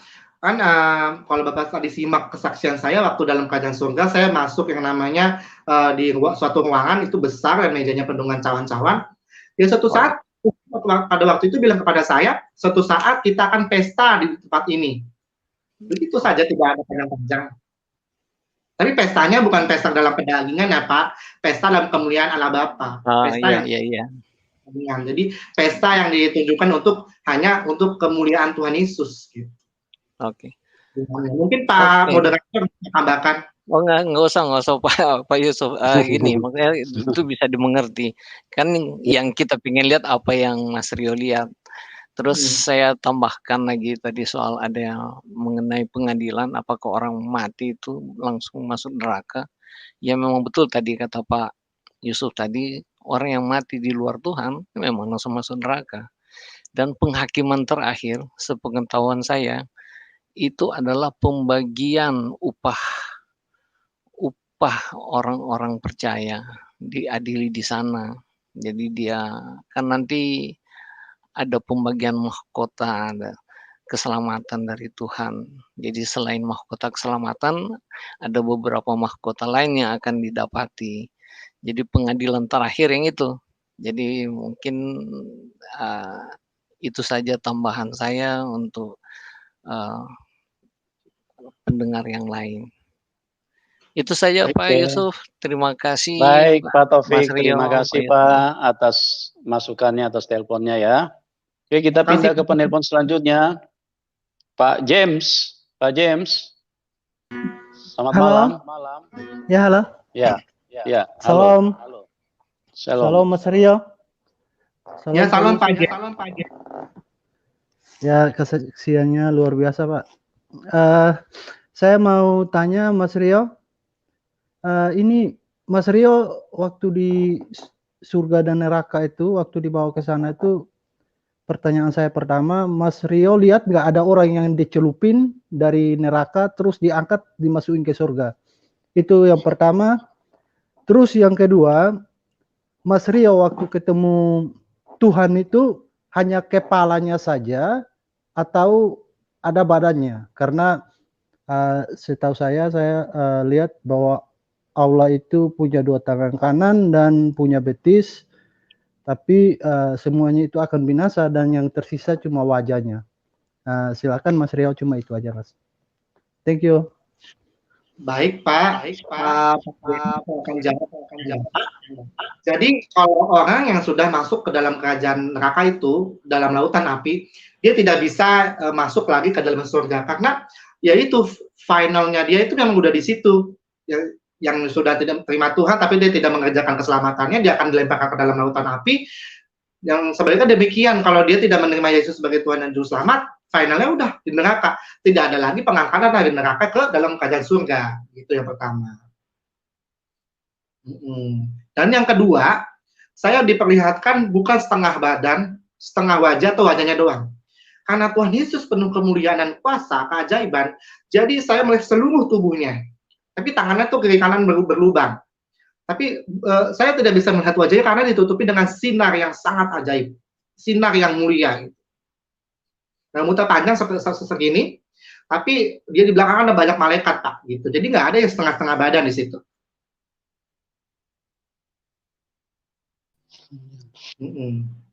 Oke. Jelas ya, Pak jadi James. itu aja Pak. James. Ya, makasih. Terima Mas Rio kasih sama Pak James. Pak Yusuf. Ya. Oke. Kita pindah ke Ibu Kasih Karunia. Selamat malam Ibu. Selamat malam Pak Rio dan Bang Rio. Ya, Pak selamat Yusuf, malam. Pak Yusuf dan Bang Rio. Iya, selamat malam Ibu. Ya, terima kasih kesaksiannya ya Bang Rio. Sangat menyentuh. Saya cuma mau nanya, terus keluarga besar Bang Rio sekarang bagaimana? Apakah Jadi keluarga besar saya itu sudah membenci saya, bahkan saya itu tidak boleh pulang kampung ataupun disekolahkan sampai selesai. Cuma saya bilang, it's okay, saya di dunia ini hanya sementara, pokoknya saya harus memberitakan Injil kepada semua orang. Dan akhirnya kalau saya pulang entah kapan, ya saya sudah siap. Jadi keluarga saya tidak menerima saya sebagai anaknya atau gimana. Tapi kalau untuk mama saya masih fine-fine aja. Yang tadi yang di foto itu, yang tadi di timeline, itu foto kemarin pas Lebaran. Kita masih dekat, cuman untuk keluarga besar mereka sudah tidak pedulikan saya. Begitu, Bu. Oh, begitu ya. Iya. Ya sudah 10 tahun tapi masih ya udahlah. Oke, netizen kita doakan ya keluarga Mas Rio ya. 9 tahun, Bu. Gimana Mas Rio? Saya sudah baru 9 tahun ikut Tuhan Yesus. 9 tahun. Iya. Ya udah gitu aja Mas Rio, Tuhan memberkati ya. Amin, Bu. Tuhan memberkati, Ibu Kasih Karunia. Amin. Ya, terima kasih. Oke. Kita pindah. Hercules, Pak Hercules. Pak Hercules, selamat malam. Oke, nggak ada. Kita pindah ke Pak Guntur. Malam, Pak. Pak Guntur. Malam, Pak Guntur. Silakan, Pak. Ya, Mas Rio, selamat malam, Mas. Selamat malam, Pak Guntur. Ya. Salam. Ya, salam. Terima kasih, Pak. Saya mendengarkan kesaksian tadi dari Mas Rio itu nggak komplit, jadi hanya dari separuh ya. Tapi bagi saya nggak masalah. Memang saya sudah banyak mendengar kesaksian tentang penglihatan surga, neraka itu dari banyak orang percaya dengan versi yang berbeda. Artinya Tuhan itu bisa menunjukkan kepada siapa saja yang Tuhan mau, tentang surga dan neraka dan isinya tidak sama, Pak. Karena memang itu luas, Pak. ya sebentar, maksud saya begini.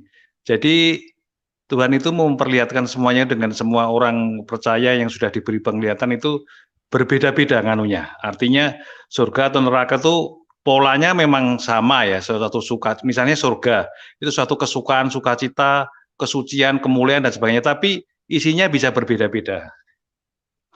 Nah, maksud saya begini, Pak. Beda contohnya gimana? Nah, nanti banyak bisa Mas Rio bisa lihat kesaksian orang-orang yang diangkat ke surga itu banyak sekali. Oh iya tahu. Nah, masalah saya tidak mau permasalahkan itu hak Tuhan untuk memberikan bagian, menunjukkan bagian surga neraka seperti apa, itu hak Tuhan. Maksud saya begini, Mas, saya tidak masalah sih dengan kesaksiannya tadi. Cuma saya ingin aja Pak Yusuf. Jadi Pak Yusuf yang tampilkan kesaksian itu kan sifatnya kan ini itu disaksikan oleh berbagai orang. Iya. Dan bukan hanya dari Kristen, terutama juga non-Kristen juga banyak. Jadi sifat kesaksian ini adalah yang dialami oleh Mas Rio itu adalah pengalaman pribadi dia bersama Tuhan. Betul sekali. Dan pengalaman pribadi ini bukan merupakan dogma atau doktrin yang berarti harus seperti itu. Begitu kan, Pak? Betul, Pak. Ya. Jadi memang tadi ada sedikit-sedikit yang disampaikan Mas Rio itu ada tadi disampaikan ada sedikit nyinggung ada bahasa lidah, kemudian dari Pak siapa tadi mempertanyakan sehingga akhirnya Pak Yusuf cut di situ. Iya. Kemudian juga dari Pak Roy yang terakhir tadi dia mempertanyakan kenapa yang dikasih penglihatan kok cuma Mas Rio, sedang anak-anak melihatan di dunia kok nggak dikasih, berarti Tuhan kan nggak adil. Seolah-olah dia ingin menggiring pengalaman ini, ingin menyatakan bahwa Tuhan berarti gak adil kalau yang dikasih tahu kok cuma Mas Rio gitu kan, Mas Pak. Iya, betul Pak. Saya nggak ada masalah seperti itu, cuma ya kita memang dari pihak-pihak yang kalau bagi orang Kristen nggak masalah sih kesaksian seperti itu dan bagus, sangat bagus dan memberkati. Bagi golongan yang belum seberang itu memang kita seringkali dijadikan jebakan, Pak. Iya. Seperti tadi. Kemudian enggak apa-apa, Mas. Saya sangat setuju, Mas Rio. Cuma ya itu tadi, Pak. Mungkin perlu ditekankan juga bahwa ini itu bukan dogma, doktrin baru yang harus dipercaya oleh orang Kristen dan sebagainya. Itu adalah pengalaman pribadi. Dan pengalaman pribadi ini harus disiarkan, harus disaksikan supaya orang-orang yang mendengarkan pengalaman ini dia itu boleh istilahnya boleh memberi respon kepada Tuhan Yesus Kristus, bahwa dia sangat mengasihi kita. Dengan pengalaman ini Tuhan ingin menunjukkan bahwa Tuhan mengasihi seluruh umat manusia. Amen. Dengan menunjukkan pengalaman ini juga ingin dalam tanda kutip ingin memberikan rasa takut, dalam artian orang kalau mendengarkan yang disaksikan Mas Rio tadi itu yang terutama tentang neraka itu sangat luar biasa menakutkan loh, Pak. Iya, benar, Pak. Kalau dia menakutkan dan bisa sampai saya sendiri sampai istilahnya merinding dan nggak bisa dianukan gitu loh istilahnya. Nah ini kan bagi mereka-mereka yang belum percaya Tuhan Yesus, ini kan sebagai suatu pemicu untuk supaya dia itu mencari kebenaran. Kalau enggak, dia akan bisa bernasib seperti itu gitu loh, Pak. Iya, betul. Ya. Sangat betul, Pak. Iya. Lah, seperti itu, Pak. Ya. Jadi terima kasih Mas Rio atas kesaksiannya dan juga terima kasih Pak Yusuf. Ini sangat memberkati terutama bagi mereka yang belum percaya Tuhan, ini betul-betul supaya membawa mereka itu mau percaya kepada Tuhan. Terima kasih Pak Yusuf, selamat malam. Mas Rio, terima kasih. Pak Guntur, selamat malam Pak Guntur, Tuhan berkati Pak ya. Oke, kita pindah ke penelpon selanjutnya Pak Mihoking. Iya, selamat malam Pak Yusuf. Malam. Ya. Selamat malam Rio. Ya, saya bersyukur pada hari ini bisa mengikuti kesaksian saya sampean walaupun di tengah perjalanan saja. Tapi satu hal yang saya itu mengagumi karena sampean dipanggil Tuhan, bertemu dengan Tuhan itu usia 12 tahun. Dan usia 12 saya benci ya namanya orang Kristen gitu loh, Pak. Iya, tapi umur 12 ya sampean ya. Dan usia 12 tahun itu memang adalah usia di mana orang itu mencari jati diri. Dan itu pun tergambar dalam Alkitab Karena kalau saya sih percaya bahwa kehidupan Tuhan Yesus di dunia itu adalah cerminan yang seharusnya dilakukan setiap manusia. Bahwa di usia 12 tahun itu seharusnya mencari jati diri bersama Tuhan. Kalau Tuhan Yesus sendiri kan umur 12 tahun dia berada di bait Allah kan itu ya. Nah, sampean umur 12 tahun bisa benci tapi bisa diperlihatkan. Tapi saya kagum dengan keputusan Mas Rio yang mengambil keputusan untuk meresponi Tuhan. Nah, bagi saya Mas, ini adalah cerminan bagi orang-orang atau teman-teman yang saat ini ikut live di sini, yang punya anak. Tapi saya nggak yakin kalau yang mengikuti acara ini adalah anak-anak seusia 12 tahun. Tapi saya percaya bahwa banyak di antara kita ini memiliki anak-anak yang usianya itu sekitar itu. Dan ini adalah gambaran atau pelajaran yang sangat berharga untuk setiap orang yang memiliki anak-anak itu. Sebaiknya memang dia dikenalkan dengan Tuhan Yesus di usia-usia dia mencari jati diri. Karena kalau tidak, kalau terlewat, maka hasilnya adalah tidak seperti yang kita harapkan. Saya bersyukur ya, saya bisa mengenal Tuhan Yesus, dan bahkan pada hari ini apa yang usia sampean itu adalah usia yang saat ini saya renung-renungkan. Iya ya, Tuhan Yesus mengenal Tuhan, istilahnya itu mendekat ke bait Allah itu adalah di usia 12 tahun. Ya, Mas Rio, jadi pertanyaan saya satu aja.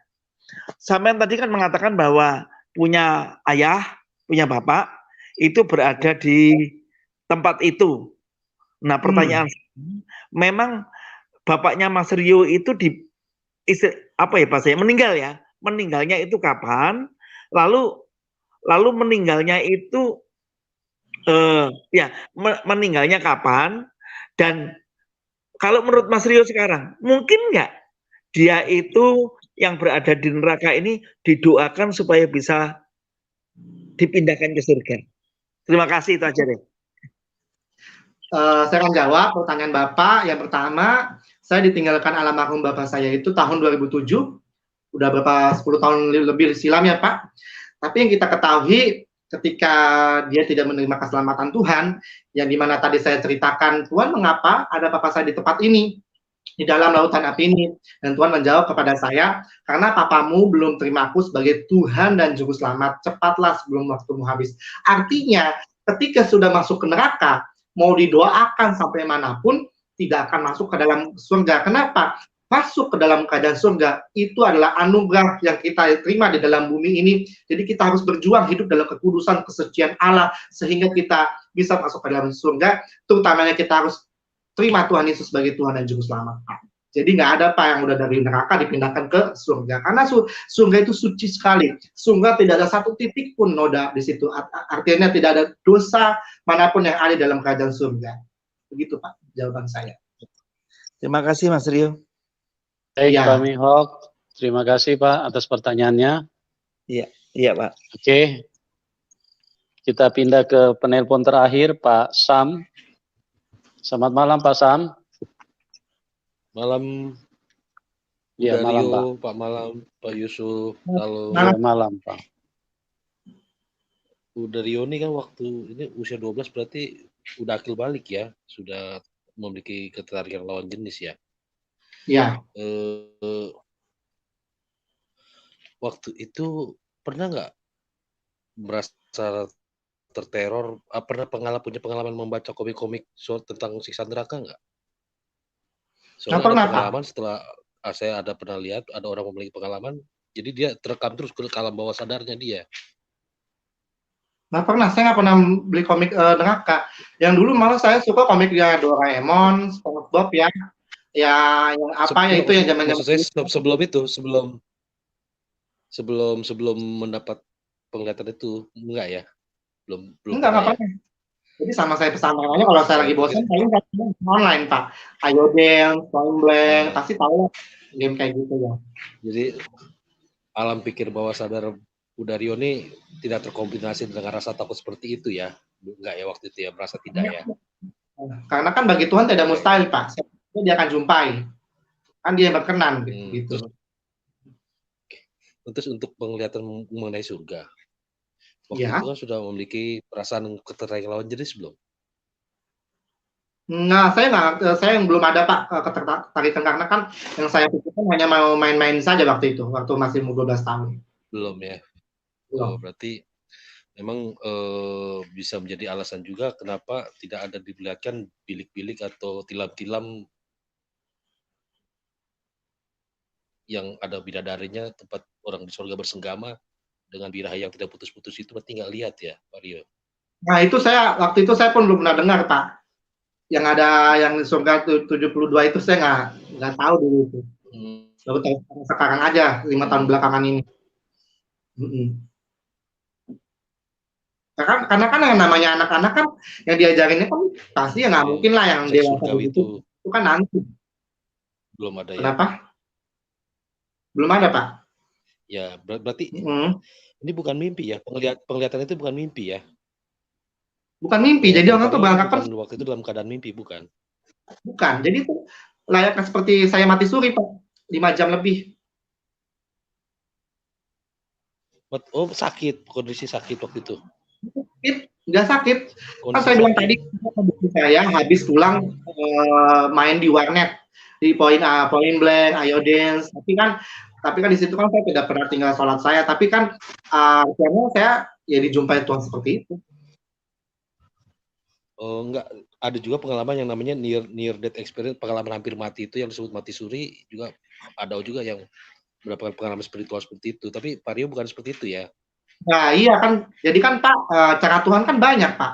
A, B, C sampai Z itu kan cara Tuhan semua. Bagaimana menghampiri umat-umatnya kan. Itu kekuasaan, kemuliaan, kejayaan. Saya mau pastikan lagi. Boleh. Saya mau pastikan lagi, Pak Rio enggak tidak melihat pesta seks di surga, kan berarti bicara tentang pesta di surga, nggak ada yang bersifat seksiologi itu, nggak ada ya? Nggak ada, ada di sana. Surga itu kan saya suci. Saya mau aja. Mana ada surga? Baik, Pak Sam. Tuhan juga kan suci, Pak. Ya, oke Pak Sam. Mungkin sudah dijawab sama Mas Rio tadi ya. Betul. Baik, terima kasih Pak Sam. Oke teman-teman, kami mengucapkan terima kasih atas kebersamaan kita, atas semua partisipasi Anda. Dan pada malam hari ini kami mohon maaf, mungkin belum bisa menerima semua telepon karena kita live sudah hampir 3 jam. Dan mungkin di program selanjutnya kita bisa, mungkin teman-teman yang belum kebagian pada malam hari ini bisa bergabung dengan kita ya. Oke, tampilkan juga buku pelayanan saya. Oke, baik. Ya, jadi saya perlu informasikan kepada teman-teman bahwa Mas Rio sangat terbeban dengan memberikan pelayanan kepada banyak Kristen pemula untuk bagaimana mereka memiliki pondasi iman yang baik, dan itu telah dituangkan ke dalam buku, dan buku ini ada yang dalam tulisan bahasa Inggris, ada juga yang dalam bahasa Indonesia. Jadi halamannya kurang lebih 40 atau mungkin sekitar 40-an lah ya. Nah, bagi Anda yang mau memiliki buku itu dan juga sekaligus bisa mendukung pelayan daripada Mas Rio, bisa chat ke WA kami, nanti kami akan atur untuk pengirimannya ya.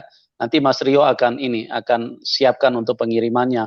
Mungkin ada yang bertanya berapa harga buku. Jadi harga buku ini tidak dibanderol dengan harga tertentu, tetapi ini sifatnya untuk pelayanan. Bagi Anda yang rindu mengganti ongkos cetak, silakan. Bagi Anda yang ingin memberikan lebih, memberikan persembahan, puji Tuhan, silakan. Ya, silakan bagaimana Anda digerakkan Tuhan. Jadi nanti bisa chat WA kami, nanti kami akan teruskan kepada Mas Rio. Ya, dan juga di layar deskripsi kami mencantumkan nomor rekening daripada Mas Rio. Bagi Anda yang tergerak atau Anda yang diberkati dengan kesaksian ini, silakan bisa memberikan persembahan kasih langsung kepada Mas Rio. Jadi kami terus untuk berjalan di dalam ketransparanan. Jadi persembahan itu langsung kepada narasumber, jadi tidak melalui kami. Jadi silakan Anda yang diberkati, Anda yang tergerak, Anda bisa langsung memberikan persembahan kepada Mas Rio untuk memberikan dukungan kepada dia supaya dia bisa melayani Tuhan yang sudah membawa dia ke surga dan neraka, supaya dia bisa memberitakan Injil kemanapun Tuhan menyuruh dia dan menggerakkan dia. Oke, kita juga saya juga ingin menyampaikan di layar deskripsi ada link Telegram. Bisa Anda yang ingin bergabung di situ silakan supaya kita semakin dikuatkan, semakin ada kekuatan persatuan dan semakin teguh di dalam Tuhan. Oke Mas Rio, kami juga menyampaikan terima kasih ya atas kesediaan Mas Rio untuk berbagi kasih dan berbagi kehidupan. Dan mungkin Mas Rio bisa menyampaikan closing statement buat teman-teman yang sudah bergabung dengan kita pada malam hari ini. Silakan Mas Rio. Baik, saudara kekasih dalam nama Tuhan Yesus Kristus, terima kasih untuk pada malam hari ini. Sangat setia untuk menonton tayangan kesaksian saya. Jangan lupa doakan terus keluarga saya untuk keselamatan kepada Allah. Dan saya mau pesan kepada Bapak Ibu Saudara di ayat 1 Petrus 2 ayat ke-9. Tetapi kamulah bangsa yang terpilih, imamat yang rajani, bangsa yang kudus, umat kepunyaan Allah sendiri, supaya kamu memberitakan perbuatan-perbuatannya yang telah memanggil engkau dalam kegelapan kepada terangan ajaib. Jadi apa Bapak Ibu Saudara? Ketika Bapak Ibu Saudara kasih dalam nama Tuhan sudah menerima Tuhan Yesus Kristus, mari beritakanlah Injil Kerajaan Surga, sebab upah yang telah disediakan kepada Kerajaan Surga menunggu kepada Bapak Ibu Saudara. Dan jangan lupa, saya juga punya channel YouTube di mana saya juga memberikan renungan firman Tuhan seminggu sekali atau 2 minggu atau sebulan sekali di channel YouTube saya Rio Firmansyah TV, dan terus like, comment, subscribe channel Pak Yusuf Manubulu juga. Biarlah kemuliaan Tuhan, kehormatan Tuhan ada pada Tuhan Yesus sendiri. Tuhan semakin besar, kita lihat semakin kecil. Oke, Bapak Ibu, jangan lupa juga yang mau buku ini tidak dibanderol harganya, tapi Bapak Ibu setelah membagikan seberapapun yang mau berapapun saya akan sediakan. Dan buku ini sangat untuk penginjilan yang baru-baru menerima Tuhan Yesus.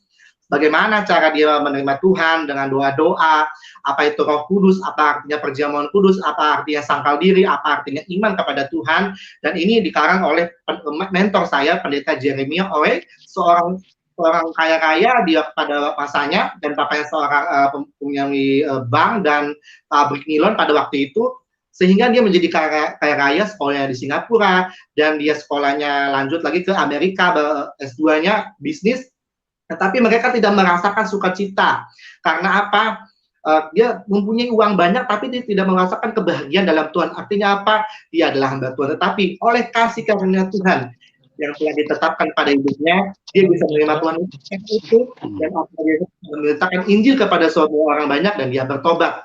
Nah, ini bukunya Bapak Ibu Saudara, bahasa Indonesia, dan ini bahasa Inggris. Sekali lagi, saya mengucapkan banyak-banyak terima kasih kepada Bapak Ibu yang sudah juga mendukung pelayanan saya, yang sudah memberikan saya persembahan kasih. Terima kasih banyak Bapak Ibu Saudara, saya ucapkan sekali lagi, haleluya, puji Tuhan, salam kebajikan, Tuhan Yesus pasti memberkati. Salam. Baik, terima kasih Mas Rio. Dan untuk channel link dari Mas Rio, kami tampilkan juga di layar deskripsi. Silakan Anda subscribe dan Anda bisa mendapatkan konten-konten yang berguna, bermanfaat untuk pembangunan daripada iman kita yang sudah percaya kepada Tuhan Yesus.